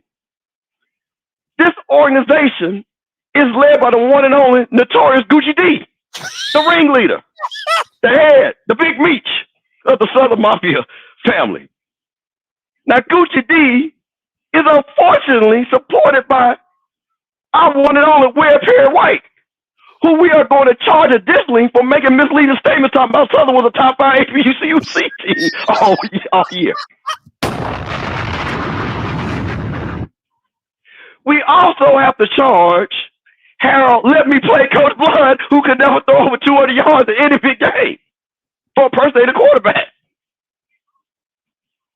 We are also charging the Southern Jukebox because they never gave a damn about the football game. All they cared about was being the #1 band in the land.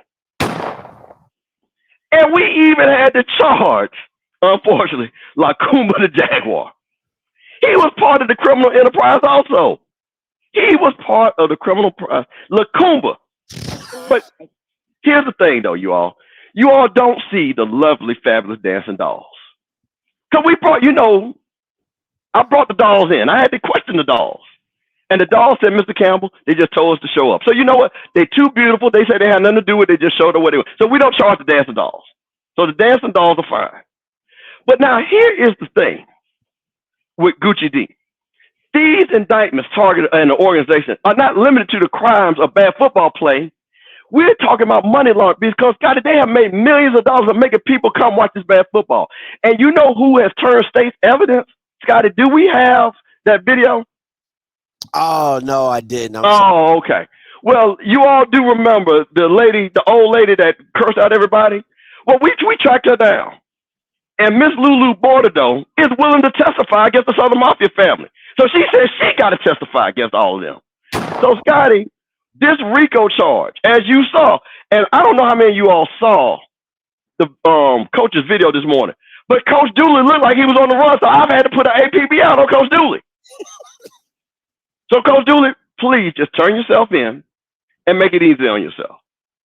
We don't want any problems and things like that. Perry, you said that you are represented by your attorney. Everything you say will be held against, so you can remain silent. There's nothing you need to say. But this criminal organization has been cheating and disrespecting the HBCU fan base for a whole year. And we had to put a stop to it at the off-script CSI crime unit. Because we cannot allow these type of criminal organizations to function in the SWAC. We can't allow it. So Gucci D, turn yourself in. Harold Blood, you're a first-time offender. You didn't know. You were following Gucci D. We'll probably just give you probation. Jukebox, who still got to, work out yours. And Lacumba the Jaguar, I just don't know. We still got to have to charge you because you was right there cheering all that on. So this is the thing. So I want all of you all to know that the off-script crime unit is here to take from the littlest crime of A&T Roy getting his ass whooped on Thursday night to the Southern Mafia family doing the criminal crimes of fraud, of trying to impersonate a SWAC championship team. So, people, that is our crime report. And just know that no matter what you might do, the CSI off-script crime unit is always around. So watch what you're doing. Watch what you're doing. So that's our crime report for the night. Please, if you do not take any phone calls for any of the Southern Mafia family, because your phone is being tapped. So we don't take any phone calls. See, because that's what it was. Y'all did not know that was Dooley calling Perry, let them know that we're going to drop these RICO charges on him. He was trying to warn Perry. That's what happened. That's what that phone call was. See, when we had the phone tap, we knew who it was. We knew it was Dooley trying to call. And Perry didn't. See, Perry was smart. He didn't want to, incriminate himself. So that's why he didn't answer. So Perry, don't try to use that burner. We got the burner number 2. So just get your lawyer in. So that's what it is.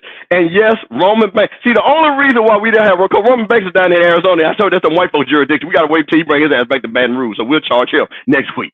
He down there with the white folks, and the white folks don't do reciprocity. They will not pick him up. So that's the thing. So they won't pick him up. That's why he is not on. But the rest of the Southern Mafia family, as you guys know, because you all know how BMF ended up. That's just a sad tale. You know what I mean? And stuff. Yeah, Dooley around here balling like Big Meat. Wearing Gucci suits and things like that, and wearing ascots. See, just showing off too much, Scotty. Just showing off too much. So you got to be humble. Got to be humble when you're in the SWAC. So once again, Scotty, thank you for the time. That is our crime report for the night. And just remember that we are always watching. Thank you, Mr. Thank you, Detective Campbell. That was the crime report of 2023. Dang, Perry. I didn't know you was going out like that, my boy. When I was young, my mom said, watch who you hang with, because sometimes you could be guilty by association. The charges on me trumped up.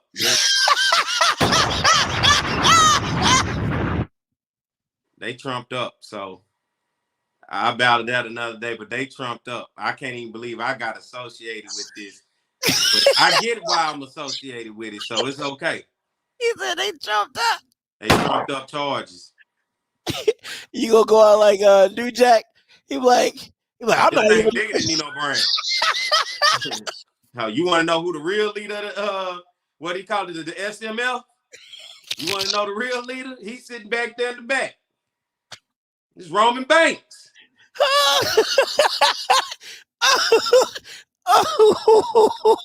First of all, I don't think the charges trumped up on 3 pitches on here. Oh man, Lacumba, the band, and me. It's 2 people that is part of that Southern Mafia family for sure. Oh man, I just so happen to be associated by by mutual friends and mutual. I don't understand how I ended up on the board so high ranked. They got me like I'm one of the lieutenants or something, like. Like you a shot caller. You see, you a shot caller. The thing about it, I'm gonna survive this thing. I don't know about Gucci D.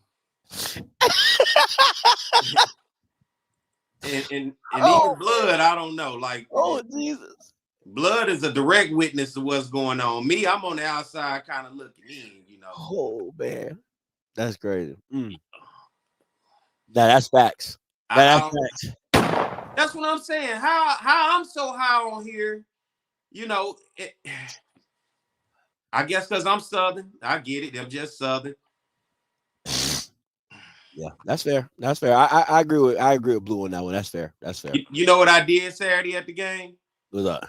I kicked a field goal Saturday for the Jaguar Nation. I was all we had Saturday. Oh wow! I kicked a field goal. They wouldn't even give me a good prize either. They didn't give you a prize? And I thought I was finna win Raising Cane's for a week. They didn't give me a lemonade card. I didn't get an extra cane sauce card. I ain't getting nothing, man. So I did all that to walk away with nothing. See, so I'm the fall guy, I guess. What did you get? They gave me a little basket. Wow. I'm a grown man. What I'm gonna do? I want food. I want the Cane's card. The hell I'm gonna do with a basket? Nah. And I'm 2-0 kicking field goals. Can't nobody beat me. I'm undefeated. Undefeated. Kicking field goals, man. So that may be a new thing. I may have to reach out to Southern next year when Gucci D gone. that challenge. I need to be everybody come challenge me for a field goal and win something. That may be something they need to consider. That'd be a great halftime. I mean, you know, because you got to do the bands and stuff. You know what I'm saying? So we do it at the end of the first quarter. Go and get you in and out. Oh, okay. I'm about to say, I know, you know, halftime is real special for y'all. So you know what I'm saying. We ain't got, you know, bands go over anyway. By the time the band come out the field, the team been kicking extra points. Yeah, on the side. All, you know. So, but I don't know how I ended up on the band. I'm so high up on that list. I mean, at the same time, you know, I watched The Sopranos one time, and the nephew Chris, when they was going through the mob family of New Jersey, he wanted to know why he wasn't on there. So he purposefully went out and did something just to get his name mentioned once they started putting him. I don't want to be that. But I guess because I'm on this show, and I blame you. Me? Yeah. But you were falsifying statements of a top 5 team. You were falsifying statements of a top 5 team. It wasn't. It was just in the moment of where we were at that time. Very. At that time, Morgan and Howard, although they was playing that tough non-conference schedule, they was losing games. At that time, Alabama State was just starting to figure out their identity once they finally beat Jackson State and started to roll. Nobody was talking about Alcorn State, really. They were still knocking at the door. Jackson, we didn't know where it was going to go with them. So there was some, and Prairie View had fell off for a second. Grambling had fell off for a second. So I'm just saying there was some issues there in which, in that moment, that's why that was what it was. Now, you know I got receipts. Yeah, pull them up. Now, this is week 8. Who was playing better than Tennessee State and Alcorn and Southern at that time? I mean, teams were losing. Howard! Howard had just started to finally win a game again. After like a whole month of losing, they had just started to hit that trend. So at that time, I wasn't finna put Howard on there and they won 1 game after losing the past 3 games. That's not a top team to me. Now they're playing like a top team. They're 3-1 in their last 4 games. You're doing something now. You caught my attention. Although I can give you the tough non-conference, I can't give you no moral victory. We tried. We back at it again. And mind you, you were playing. I think this is the week you play like Lincoln, and you let them score 18 points on you or something like that. Like, and you were still putting them as a top 5 team. And I kept saying, Perry, how? Because everybody else were in position to be where they at now. At that moment, nobody was really rolling. Southern and Alcorn had both rolled. They was 4-1 in their last 5 games at that time. Tennessee State was rolling until they hit their roadblock here. So that was, I kept saying it last week. Go back and, I mean, that during all of that time, teams was winning, and I made sure I told people is what have you done lately for me? Free Perry White. That's what I'm saying. 2 for $5 is a whole ass price though. Like that. You ain't gonna get me out on bail with $5 now. That's what I'm saying. See, y'all, they phony too, man. They don't never come to my rescue. That's why I got me. I worry about me. I don't be worried about the chat. They up and down. I guess. I was just never high on Southern. But you, like I said, you was I got the evidence of you falsifying statements of a top 5 team. I got that proof. Well, that was in that moment. Let's just say it was in that moment. Okay. That's Then I get to, don't you see the reality? I'm still not talking them up to put it up there. Even in the losses, you was talking Howard up to put them up there. Because of who they were losing to. Okay, I get that. But the fact they were losing. Listen, who bro. they were losing to, it tells me they were losing. Listen, bro. Do you think if you played Northwestern that y'all would lose by 3? I'm asking a question. I'm asking. Oh, now you don't know. Now, Cat got your tongue. Now you don't know. I don't know. Oh, yeah. If you played Eastern Illinois or Eastern Michigan, will you lose by 3 to Eastern Michigan? I ain't think so. Exactly. Let's move on. Let's move on to something you do know. Let's talk about these predictions. You asking me stuff that the game got to be played. I don't know. Listen, man. This is the stuff. Let me say this. Paris, you are the last person that should be talking, because I remember y'all getting blown out by Texas State, and you guys were. Oh, but we scored 35 points. Oh, Did you not see Jason Brown throw for 250 yards and we scored 35 points? You guys didn't think we were going to score 35 points, and you lost by 40. And y'all Bama's was on here, Mike Reed especially. But Scotty, did you see the 30 points we put up? That was a moral victory for y'all. So miss me with it. Now you get now make it make sense to me. Howard's losing the teams by 3 points other than FBS. Y'all getting mollywopped by 40, but y'all taking the silver lining out of that. But we scored 35 points. But did you see us score 30? Man, sit down. Sit all the way down. If you want to do that to make yourself feel justified and glorified for what you've been doing all season, that's on you. But I'm going to say, in my own defense, I was going by what was in that moment. And in that moment, that's what it was. The same way I'm going with the moment now. I'm going with what you give me in the moment. Let me ask you this. If Morgan State beats Howard this Saturday, are they not a top 5 team? It depends what happens with everybody else. Okay, Howard falls out of my top 5. Okay. I got Prairie View right there. Prairie View and Bama State going to determine some things. Alcorn and Jackson are going to determine some things. That's fair. North Carolina Central, if let's say Delaware State beats them, can determine. So I'm just saying, you never know. I know that. You never know where the chips may fall. So that's why I take it week by week. I can't assume, and I don't like to assume. I just want to say, what have you done for the past couple of weeks to where I started to pay attention to you? And when I start to pay attention to you, I start to look and see what you've done. Oh, now I'm paying attention and show you won 4 of your last 5 games. Okay, you really got my attention. Oh, you in position to possibly win a division or your conference. You got my attention. But to me, I get that. Southern beating Alcorn is a completely different story. Yeah, and they lost, which I knew they would. Did. That's what I'm saying. So they dropped out. But we all looked at that. But you're not accounting for the like that's my issue. Is you're not accounting for the competition. You guys didn't play anybody. You played Lincoln. You played another sorry team, and then you're we played the SWAC. Is what we played. Lincoln's the only team outside of the SWAC. You played UAPB. You played UAPB. That was ass. You played Lincoln. That was ass. And then you're talking about your top 5 team because you beating up on bad teams. Don't make no sense. When you start the season 0-2, and then you win 4 of your last 5 games, and then find yourself in a position in a SWAC West battle that if you beat Alcorn, you at the top of the SWAC West. The only reason you're in the SWAC West is because those losses as out of conference didn't count. But they still SWAC teams that you lost to, and you kept. Go ahead. My point is, I accept the losses. 0-2, right? But then when you go off and you win the next few games, and then you start from 0-2, regardless if they're against SWAC teams, they did not count in conference. And you got yourself, last week we was talking about a SWAC West division on the line for Southern and on the line for Alcorn. Because Southern lost that game, it's easy to make that statement now, especially now that they lost to Prairie View, a 2-game losing streak. But going into that Alcorn game, there was legit conversation that maybe Southern can win the SWAC West if they can get past Alcorn. And that's why you're charged with false statements, because you were the one making those statements. But it was a legit argument at that time. It's easy to say that now that you've seen the results. No.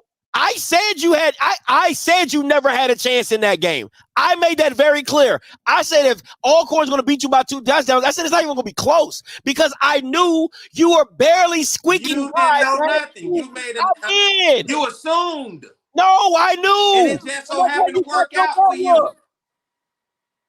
It worked out for you because you assume it ain't you not Negro dummies. You didn't come out. I was there on that day. I knew y'all was bad. I knew y'all weren't a good team. I knew that.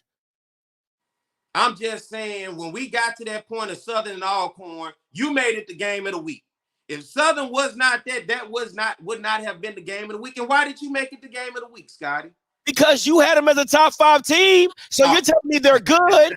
I got Alcorn as a better team. I'm saying that they're better. So let's see what really going to happen and what happened. You don't show up. We didn't show up, so it killed the whole conversation of it. But it was the game of the week for a reason. You even put Southern and Prairie View as the game of the week this past week. Because of the implications of what that game meant. All right. That means Southern was in a position to maybe do something, right? Not because you're good, only because the 2 conference losses that you suffered as out of conference did not count. It's the only reason you were in contention. That's the thing that killed me with Southern fans is like, you lost to SWAC schools already, and now you make a run against bad teams, and you're like, we're great. That doesn't make Nobody said we was great. We was just saying in that moment. No, I did not. Just you. Once again, in that moment, what was you doing for me? In that moment, Howard wasn't winning no games. Morgan State wasn't winning no games. They just started winning at Halloween, Scotty. Regardless of the fact of what's on the schedule, if you beat A&M, okay, congratulate. You beat UAPB, congratulate. Everybody playing A&M and UAPB. What can I do about it? Huh? Everybody playing Texas Southern. What can I do about it? That very Texas Southern team that you want to talk and say, well, y'all play bad team, just whooped Alcorn's ass, right? Mm-hmm. There's nothing I can say. Teams have to play. Just because you consider them sorry don't mean that's an automatic L. I thought A&M would have beat Bethune-Cookman. Look what Bethune-Cookman does. The games have to be played, and once again, if you start 0-2 and you get hot after 0-2, you got my attention because I'm looking at where are you doing right now. You obviously not 0-4. You're not 1-5. You 4-1 in your last 5 games, and I'm looking around at the landscape at everybody else, and they on 3 and 2 game losing streaks. They went in 1 and 3 of their last 4 games. Now that they're hot, we can put them up there because now you got my attention. Howard being 3-1 in your last 4 games. 4 weeks ago, Howard wasn't in this position when I had Southern up there. Howard was praying for a win. They got tired of losing. The same way with Morgan State. Morgan State wasn't winning no games 4 weeks ago. Tennessee State was hot. Now where's Tennessee State? They ain't on nobody's list. Who's to say they was a top 5 team now that you've seen them the past 2 weeks? That's all I'm saying. In that moment, you look good, but right now, in the reality, you didn't live up to it, so you're not there no more. Tennessee State is gone. They ain't on my list or your list. Same thing like Southern. Tennessee State, who the hell did they play, honestly? I would say this. If Tennessee State had played those games more competitively to where they lose to a Eastern Illinois by 3, or they lose to a, if they played William and Mary, they lost to William and Mary by 3, I can rock with that. That to me is not, to me, I'm like, okay, they're still good because you got to me, this is how I look at it, right? You got to look at it in a prism of, okay, are they HBCU good? Because this is top 5 HBCU. This is an HBCU poll. So if Morgan and Howard and Tennessee State and NCAT are playing these white institutions, which the other HBCUs are mostly not, how do they compare? And I would take a Tennessee State with a close loss to William and Mary over a Southern beating a Texas Southern, because I know that Southern probably would lose the game against the FCS opponent. So that's why you have to scale it differently, because they're not playing this. They're not all on the same level of playing the same competition. So you have to look at it differently, right? So like I'm saying, when Morgan plays an Akron or Howard plays a Northwestern, doesn't matter how bad Northwest is. If you put Northwestern in the SWAC, they go undefeated. Probably maybe they lose to FAMU, and that's a maybe. What the fuck? And that's a maybe, and I can't even give you that, right? But I'm not with the hypotheticals, though. But you have to compare. You have to look at things in the sense of, okay, I gotta move it based off the scale of competition. When that's when you're trying to get a poll that encompasses everything. So I like Arkansas. Everybody knows. Sorry team, right? Arkansas went on a 6-game losing streak playing Texas A&M, LSU, Alabama, Ole Miss, and all of those teams, the top teams in the nation, right? On that 6-game losing streak, they lost all 6 of those games by 7 points or less. Do you want me, if I'm a top 25 poster, to say, well, because Arkansas for the past 6 weeks has played the top teams in the conference, and some of the best teams in the nation because they lost by 7 points or less because they played so tough. I'm supposed to give them respect because they lost. You're Even not. though they played Bama, No, Ole Miss, you're taking LSU, you're manipulating the argument. I'm That going with what no, you no, you're not. No, you're not. No, you're not. No, you're not. You're manipulating the argument. Let me bring you back, right? You're talking about conference play. That is conference play, right? If they That's lose, just football. no, you're changing the That's argument. football. I'm talking football. I don't care who you play. No, it's not. Don't. And Arkansas conference play in the SEC is not the same as the SWAC playing an out-of-conference FCS opponent when you know you Bamas don't win them. It's Stop just the playing fact with that me. you study saying that your Howard and Morgan played these tough teams is what I'm saying. I'm not talking about the SWAC. My point is to your teams that you have been putting on the pedestal, although they have lost, in your justification of putting them on the pedestal. Is there better competition? It's better competition. So that's exactly what I'm saying. That's No, why that isn't. No, it's not better competition in your conference. If you're in your own conference, it's not. Oh, I'm playing Bama. Okay. If Arkansas was in a group of 5 and then they went and played the SEC, that is a difference. That is my comparison to it, right? So when you have a Morgan playing at Akron, when you have a Howard playing at Eastern Illinois, if you had a Conference USA team who played if you had a UAB play at an Arkansas and they played them tough, I would take that. I'm like, oh, okay, cool. Or if a UAB plays LSU down to 3 points, I would take that because ain't nobody gonna put them in no poll because you taking them playing. If you're comparing them to their own competition, their predecessor, if you're comparing them to their own people, you can give it to them. Oh, you know what they did? It's an out of conference game. They played them tough. You know what? I'ma still have them in my top 5 because blase blah. But if you are losing, if they're in their Conference USA and they're losing like Southern did, how can I then put you up top when you've already been losing to your own competition? That doesn't make any sense. And you're not taking accountability for the out-of-conference game counting as conference games. It's a technicality. That was not taking accountability that them schools was losing. An L is an L. When they say, here, hold that for me, that's simply what that is. There's no reward for that. That's what that is right there. Thank you. Thank you, Blue. It's very simple. Very simple. But either way, we'll move on. We'll move Blue, on. you stay out of this. We'll move on. All right, let's get into picks and predictions week 12. Picks and predictions week 12. All right. They like when we go back and forward. I just listen, it's like his first take or something. And it comes down to me winning because you don't win. That's just in your mind. That's because Southern's not in your top 5, but Howard is. Well,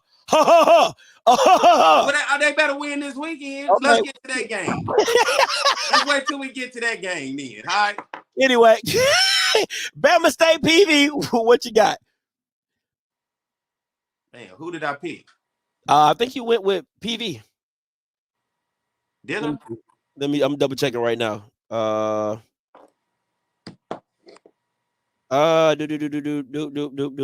You went PV. Yep, you went PV over Bama State. I must have been smoking or something at that time. I don't know. Now that we're here at this point, Bama State find ways to win. Prairie View find ways to win. This is gonna be an ugly game. Where is it at? Is it at Bama State? It's at PV. It's at PV? It's at PV. I'm gonna go PV at home. Okay. All right. All 15 fans gonna be there, right? They gonna be there. 15 of us. Do Bama State travel? Where they gonna do? They travel? They got more than 15. I'll tell you that. I would like to see how many they bring to this game. If they got a large contingent of Houston alums. I'm going Bama State on this one. I think defensively, listen, they are playing out of their mind defensively, and I don't think PV is anything special offensively. Now, how this game always comes down with Alabama State is Bubba McDowell, Bubba McDowell, you are a defensive guy. if you don't stop Keyshawn Johnson, you lose the game. Because every game, it comes down to Keyshawn Johnson making the play or making the touchdown to win, right? So Bama State pulls this off. They beat PV at home defensively. I'm going to give you a score. I'm going to go because my score was actually pretty right on one of these games. I can't remember. I think it was one of the, I can't remember. I got to go back and look. But my score for this game is 20-14 Bama State. 2014 Bama State. So that's what I got. All right, next up. Shit. Battle of the bottom. Battle of the glasses. UAPB, Alonzo Hampton takes on Texas Southern.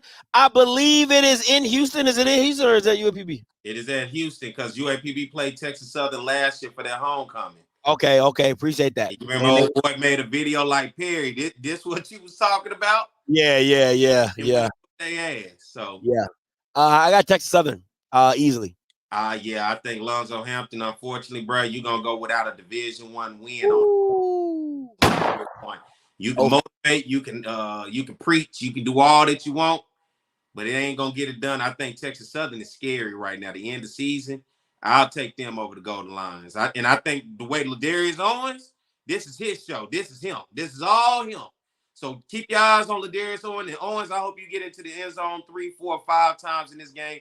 Keep adding up those touchdowns, my brother, because he'll probably be a 3,000-yard career total rusher after this one is all said and done in Texas Southern, as he's already now the leading rusher in Texas Southern school history. Oh, man, absolutely amazing feat. All right. No, NCAT versus Campbell. NCAT's been on the uprise. Going against a tough Campbell team with Malik Hodge at the quarterback position. I'm going to go Campbell on this one. I think NCAT's on the rise. They've been doing pretty well, scoring points, but they still can't stop anybody. I got Campbell on this one. What you got, P? Let's go ahead and put them to bed. We'll see you next year, A&T. Let's go, Campbell. All right. Elon versus Hampton. What you got, P? I think I picked Hampton in this one. Sure did. Yeah, Zealous, what the hell, bro? Come on, man. I've been trying to see. Zealous was one of those guys early on, how we talk about how it switches up. I was with him early on. I thought he had the potential as a dual threat quarterback. If he can learn the nature of his mistakes and get better, Hampton could have been in a way better situation. But unfortunately, it seems like those same mistakes have followed him all season. And they showed what they said. They reared their ugly head last week and they lost with him throwing 4 interceptions. But I think Hampton gets on track. Elon is a team that is beatable. And Hampton has shown that in that first game of the season, and as they moved on, that they can beat a team like Elon if they come to play and limit the turnovers. And Christopher Zealous has the ability to do it, but he has to go in and play a damn good game and use his dual threat ability, throwing and running the ball. But I think they get it done. I'm going to roll Hampton in this one. I'm definitely going with Elon on this one. Elon is definitely trying to bounce back from that loss from NCCU. I don't think they've, if I'm not mistaken, I don't think they lost the game since NCCU. They've been playing pretty well. I'm going to go with Elon on this one. But the thing about it is Elijah Burris. He's the difference maker for me. If he can get going, that Hampton team is very much dynamic and super, super hard to stop if Elijah Burris can get going. Call lines are open, guys. You are the only participant in the conference. All participants are muted. Not going to be open very long. Call in whenever you want. We can get it loaded up. And then as we go through this, we'll stop and get some of these callers. All right. A&M versus Valley. I believe this is at Valley. It might be at A&M because A&M beat A&M last year on a Thursday night. Yeah, I think this is at A&M. Yeah. Listen, I keep saying I'm gonna stop picking Maynard for big games, and I think there's you listen. I know. Oh, it's at Valley. Oh no, it says it's at A&M. Yeah, it's at A&M. And I don't think there's no game bigger than this one. I do not think there is no game bigger than this one for Connell Maynard. You cannot go out the way that you have been. I think they're on like a 3-game losing streak or 2-game losing streak. You can't go out against Valley like that. You got to come out with the dub. I'm gonna go A&M on this one, but Valley has been struggling, but I wouldn't be surprised. Like you said, you got to play the game. So we'll see how that goes. What you got, P? This is like a glorified Division II matchup, if you ask me, between Valley and Alabama A&M. And I'm gonna go A&M is the better one in this one. Connell Maynard, like you said, you can't go out like this after you got going on the road, upsetting Grambling at homecoming. You have lost, and you have not won since. And I thought that was something to build off of as you went into the Magic City Classic. You cannot lose this one against a struggling Valley team the same way you lost last week against a struggling Bethune-Cookman team. And this has this written all over that Valley could get this one, but I think the Bulldogs go ahead and finish. Your boy Quincy Casey, he got to go ahead and close it out big and tough in this one. Yeah. We'll see how that goes. Tennessee State versus Tennessee Tech. What you got? Tennessee Tech, I think they just go ahead and get it done. They're not that good of a team either. When I looked at them overall, they're not that great. But Tennessee State in a slump right now, 0-2. I think that slump continues after that great start for them. And I think they continue to slide down in the end of the season on that 3-game losing streak. I'm going to go with the Golden Eagles of Tennessee Tech in this one. I think they find a way to get it done. Yeah, I got Tennessee Tech on this one. I'm leaning a little bit to Tennessee State, but I'm gonna take it. I'm gonna just take it as it is. I think they're reeling. Hopefully they can bounce back next year, come back better and stronger, and finish the season out stronger than they did this year. But I'm going to Tennessee Tech as well. Here we go. Battle of the Sip. Alcorn, Tahoe State, Laxton, whatever you want to call it. Man, this is a tough one. Perry, what you got? This is when they played in Jackson, Mississippi for many years. They call it the Capital City Classic. A huge game. When it's at Alcorn, it's called the Soul Bowl. But I like that Capital City Classic feel, and you're going to feel that this weekend of two programs. Alcorn needs a victory. Jackson State saying, hey, we ain't went nowhere. We just a little off this year. Don't mind us. But Jackson State in a position in a rivalry game to derail Alcorn in this one. And I think who better would like to do that than the fans and the Tigers of Jackson State? This is going to have the makeup of all the big game you want with it when you talk about two rivals in the state of Mississippi. And these are the only two teams in the SWAC conference that have been able to host the SWAC championship since it's been on college campuses in the conference. So this is a big game. I'm going to roll with Jackson State in this one. I think T.C. Taylor and the Tigers find a way to end McNair's hype of, that SWAC West. Jackson State just seems to have this, really want this one, I feel, for me. So I'm going to go to Tigers. I'm going to go.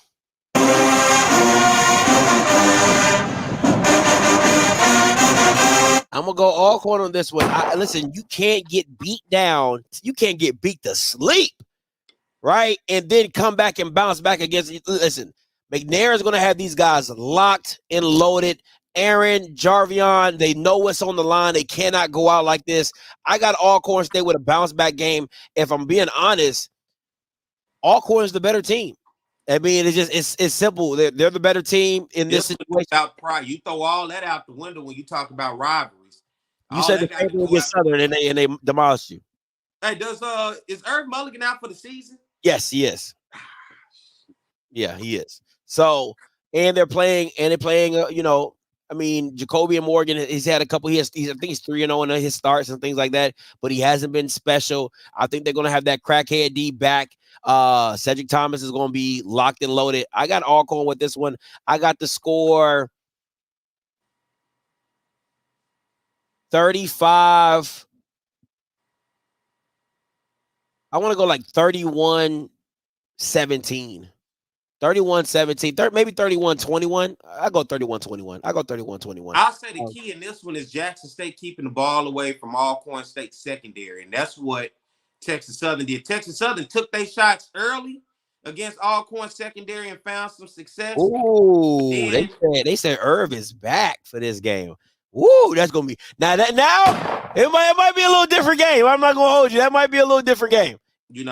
But the ground game is what's going to matter with this one for Jackson State. They're going to have to be able to run the ball and run the ball very well. And if you add Irv Mulligan back into that, I like their chances. You don't want to throw the ball on this secondary of Alcorn, but because you don't want to have to lean on that all night long. You want to ground and pound and be able to open up because Texas Southern exposed them a lot with the run game because those Man, did you see the holes that Ladarius Owens? I mean, he was just busting through like a runaway 18-wheeler, man.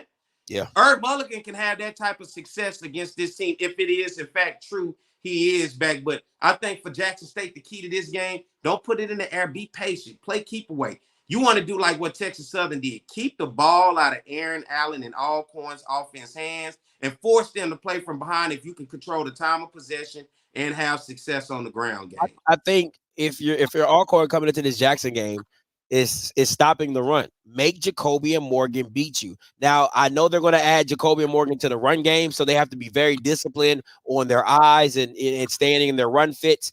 But to me, I'm going to make Jackson State pass the ball. They're a run-first team. You're going to have to pass the ball to beat me. And Jace did that because if the first touchdown was a slot fade, and he hit that thing on the money, and it was a touchdown off rip. And they had some big plays in the passing game. Jacoby and Morgan is going to have to do that. Jacoby and Morgan is going to have to make plays with his arm before I will allow him to beat me with his feet. So I got Alcorn. Irv Mulligan being back is going to make me change my score. I think it's going to be a little closer game. I think Alcorn wins by 7. Alcorn wins by 7. If hypothetically, since we like to do that, Alcorn loses this game and misses out on the SWAC championship berth, does this heat up Fred McNair's seat? You got to have the discussion. I won't. I think it's a legit question. I think you got to. I like Fred. I'm sorry. He's probably the coach that it doesn't matter what you give him. He makes a meal out of it, right? Quarterback graduates. I get another one. Running back come in. Or we are run first team. He reminds me of like the black Bill Belichick. And listen to me when I say this. The reason I say that is because if you look at Bill Belichick with Tom Brady over the years, the offense has changed. The style of how they won has changed. It's the same thing with Alcorn. You know, people talk about the Noah Johnson and the Felix and now Aaron. And I mean, think about the transition from RPO to now straight spread to last year being a run first team.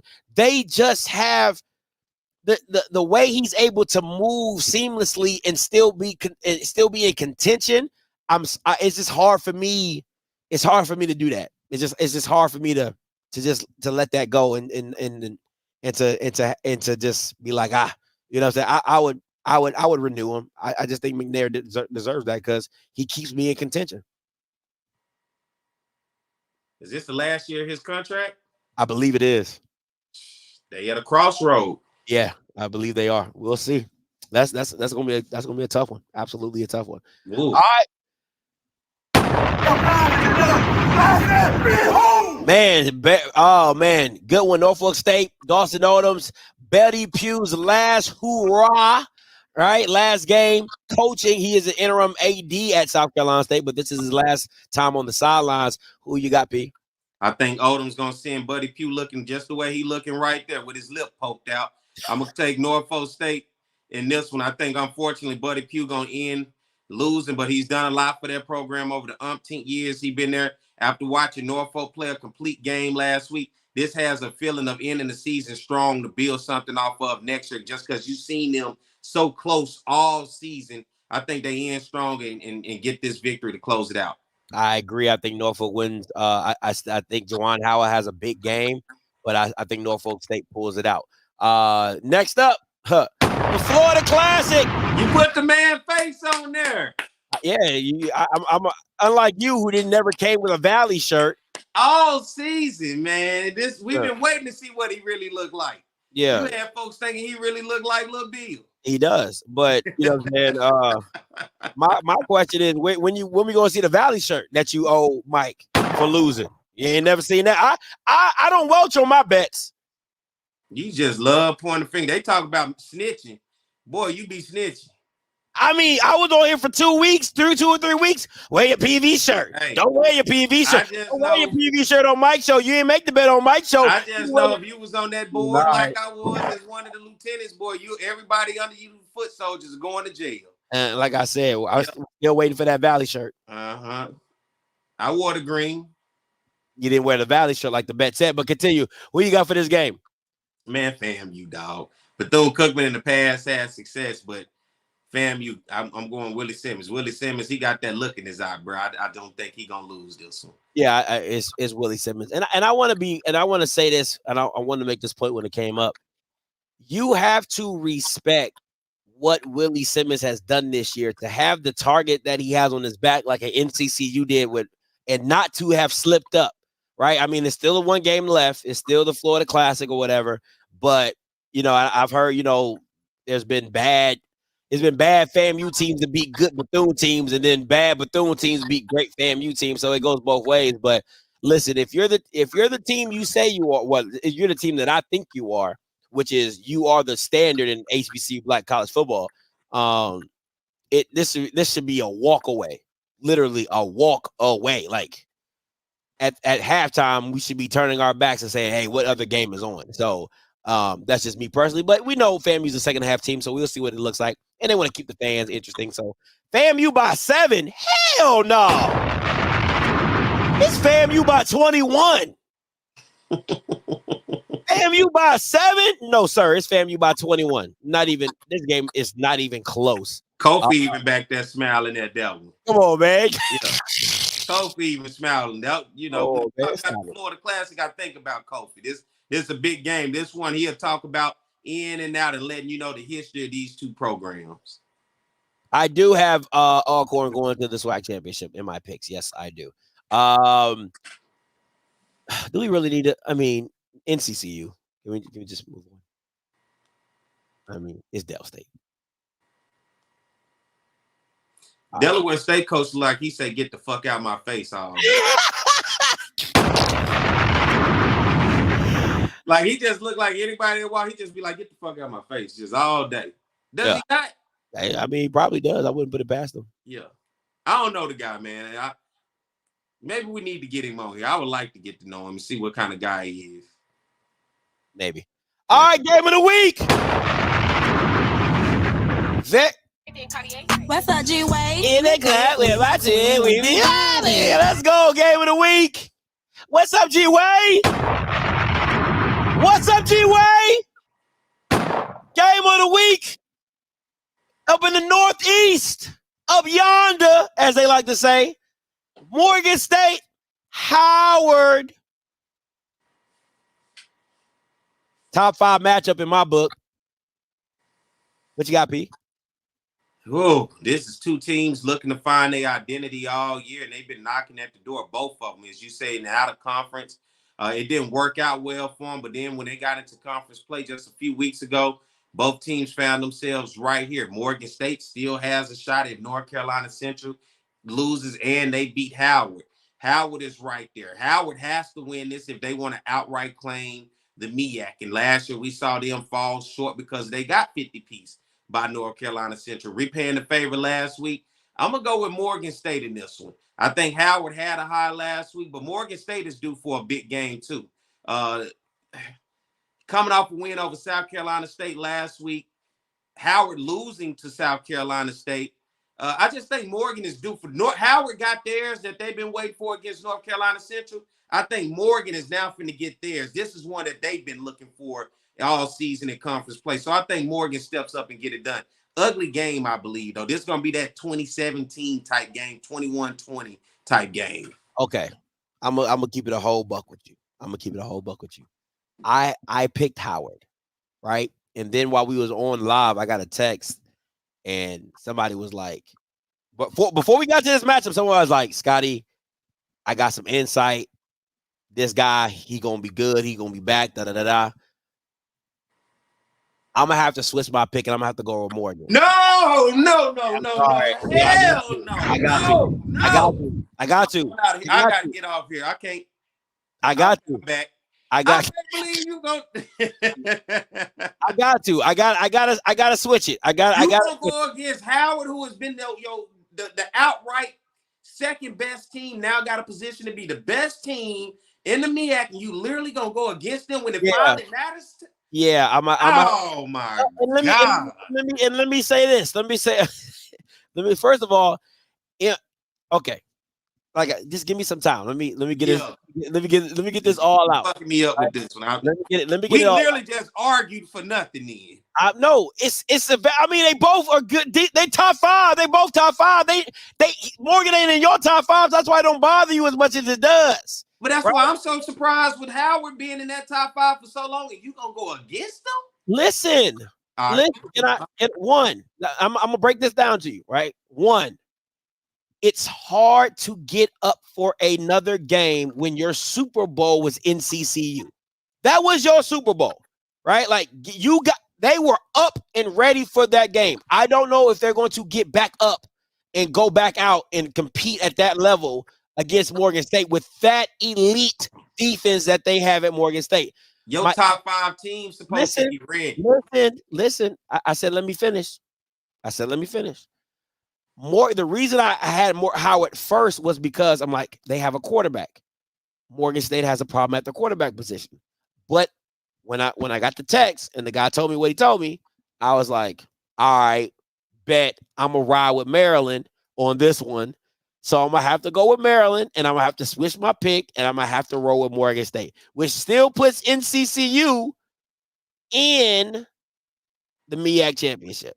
So, but yeah, I'm gonna have to switch my pick. I'm gonna have to go with Morgan on this one. I apologize. I'm gonna have to apologize. This is what it is, and it hurts too because I mean I originally had Howard. But you know, it is what it is. See, right here. See, I originally picked Howard, but I gotta make the switch. I gotta make the switch. So I'm gonna go Morgan State on this one. Well, I tell you, I can't believe you bailing out on Howard now. All season. Now you I was high on Howard all season, but I'm just saying, if I'm confused about if I was high on Morgan. No. I was high on Morgan, losing to better competition, tough. That's why they were my top 5, right? And I'm high on Howard. At it got to come to a crossroad as a matchup. I thought Howard was built for this because of that non-conference schedule, though. Playing the Eastern Michigan's tough and the Northwestern's tough and beating it up. I thought this was Morgan State played teams tough as well. Has Morgan State played teams tough as well? Akron, Albany, they play those teams just as tough. You ain't been putting Morgan State in your top 5 all season. Because they haven't had any offense. They didn't have a quarterback. At least Howard had a quarterback. They both was losing, and you still had them talking because about because Howard had a quarterback. So Howard got a quarterback, and you still gonna go against him? Yes. Because listen, I just explained to you. Morgan finna get Cam Newton or something? Am I speaking Japanese? I said I don't believe Howard is going to get back up again for a big game. It's not easy. I thought they was built for this moment, though. All season, I thought this was the moment that was built for. That whole non-conference playing everybody tough prepared them for this moment, I thought. At least that's the words I thought I was. Did I not say?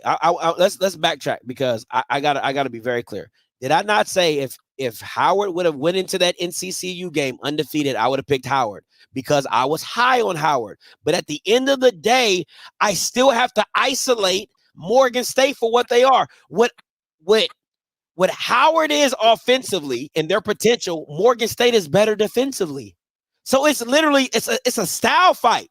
Right? Are you going to go with the offensive team? Because defensively, Howard has no comparison to what Morgan is.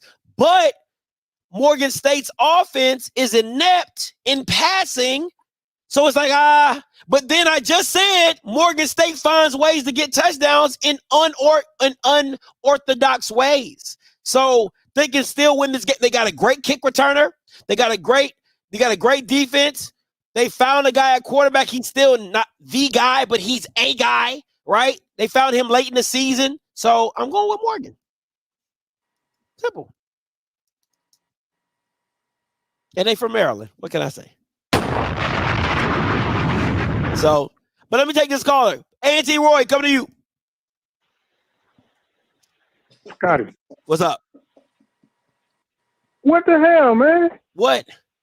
What is What is Stephen Campbell doing? What do you mean? Hey man, listen. Okay.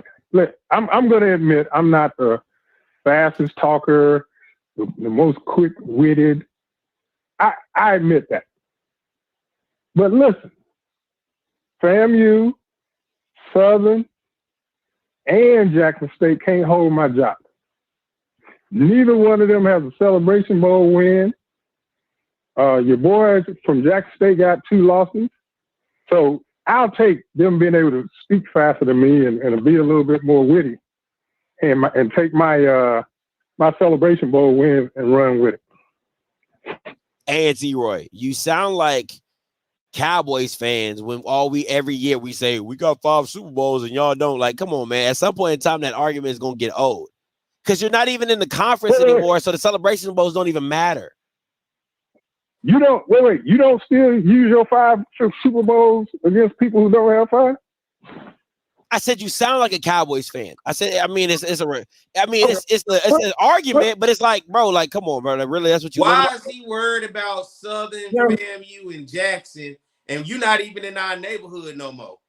You chose to leave the neighborhood to go to the suburbs, and you still looking back in the old neighborhood, talking about what it used to be. No, focus on where you at now. You got them sidewalks and streets paved the gold that you thought you wanted, and the grass green on the other side. Enjoy it, brother. You need to be calling the CAA The only reason I jumped on last week. The only reason I jumped on last week was y'all were talking too nasty about my team being 1-8. No, they're 1-8, bro. They're 1-8. What is it? They're atrocious. Not playing, bro. They're ass. No, I'm just saying it was too much for me. I can't take it. Hey, you look, missed the Black College you know who vibes. you are. I know. Ain't no CAA shows you can call and talk to and talk noise to Delaware and Elon and Campbell. You don't want to talk noise to them. That's your neighborhood now. Us over here in the swag ain't even worried about y'all no more, bro.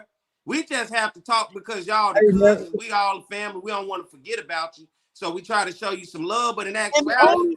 And the only one win came from a MEAC school that you beat Norfolk. It's the only win. You haven't even won in your conference. That's crazy. That's right. That's crazy. Hey, hey, listen. Yep, you're right, Perry. Ain't no CAA call in too. Matter of fact, I don't call into anybody else's Scotty. I might have called into Josh's once or twice, but I only call into Scotty because hey, listen, this is the best show going, baby. We appreciate you. Appreciate it. Y'all brought us up. I just had to respond. And let me tell you also that we are still in the MEAC in bowling. Oh my God, man! If you don't take your ass on, A.T. Roy, they just would come on back then. Come on back. He said the CAA version of off script is off topic. They don't like off topic because it's too politically correct. Off kilter. That's off kilter. Yeah. Oh man. Hey, Bobby, coming to you. See, I was minding my business, Scotty.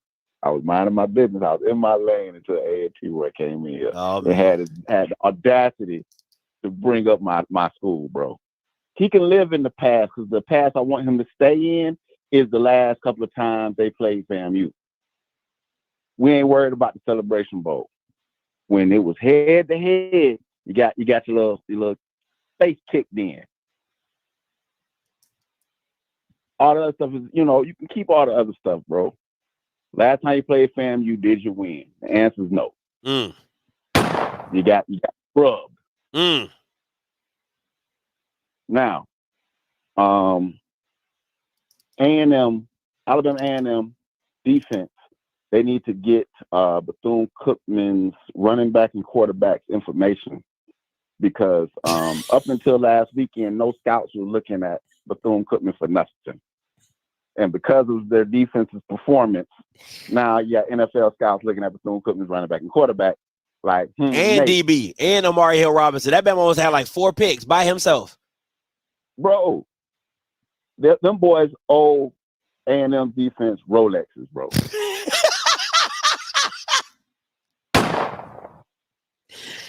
Oh man, get him some nice Movados. You know what I'm saying? You made a millionaire. you made a millionaire, man. And then old boy from Texas Southern. That man got some Rolexes he need to purchase, man. These boys out here making millionaires, bro.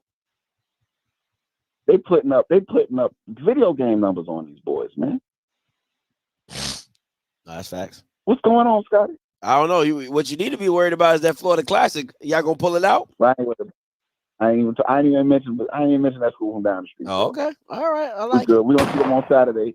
I'm gonna be there. You know, I drive my daddy to the game, so I'm definitely gonna be there. Okay.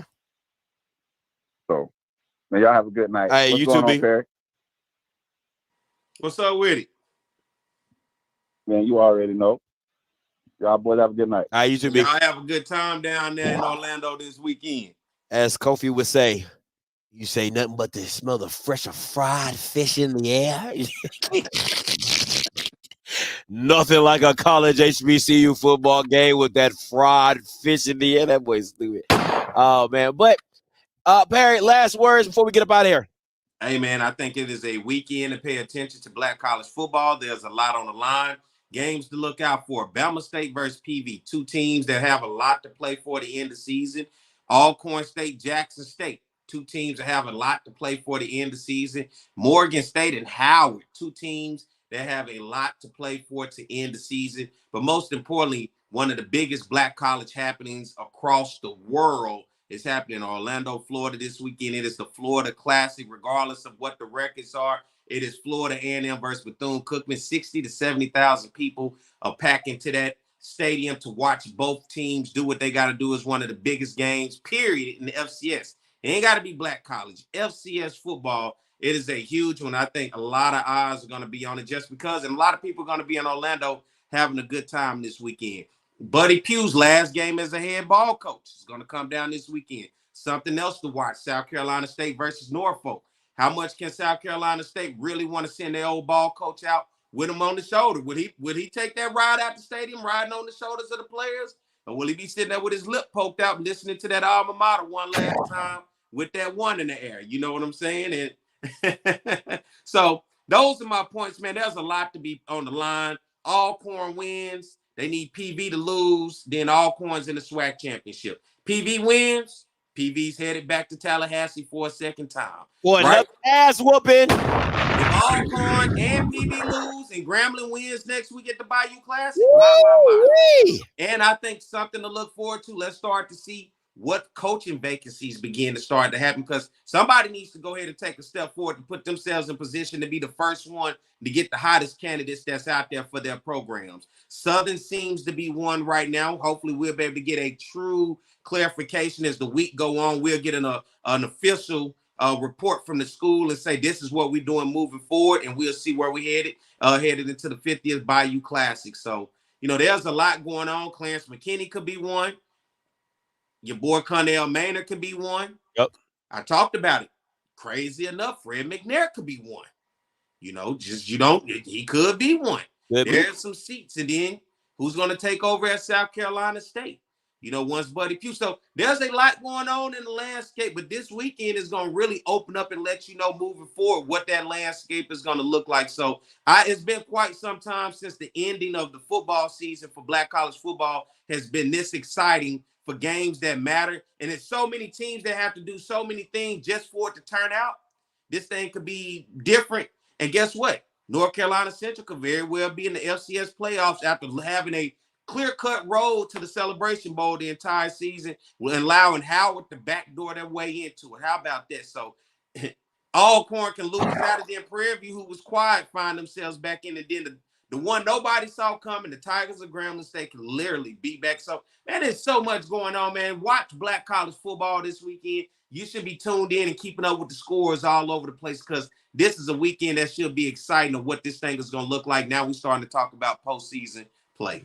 Absolutely. The only thing I'm going to add to that is, listen, bowl season is about to be full effect. You got the D2 Bowl with Johnson C. Smith and I believe Fort Valley State. Shout out to them. They'll be in the Florida Beach Bowl. They already set that up. And then listen, that transfer portal was about to be hot. Okay, so if you thought your team had a team, they members can all be in the portal. All right, it's because when teams lose their coaches, a lot of them guys go into the portal. So be very cognizant about what the portal it giveth and it taketh away. Okay. So, but listen, guys, that's been our time. Until next time, you know what I'm going to do. I'm going to holla. God bless. What's up, G-Way? In the cut with my twin, we be vibing. Classy bitch, but they know I be outside with it.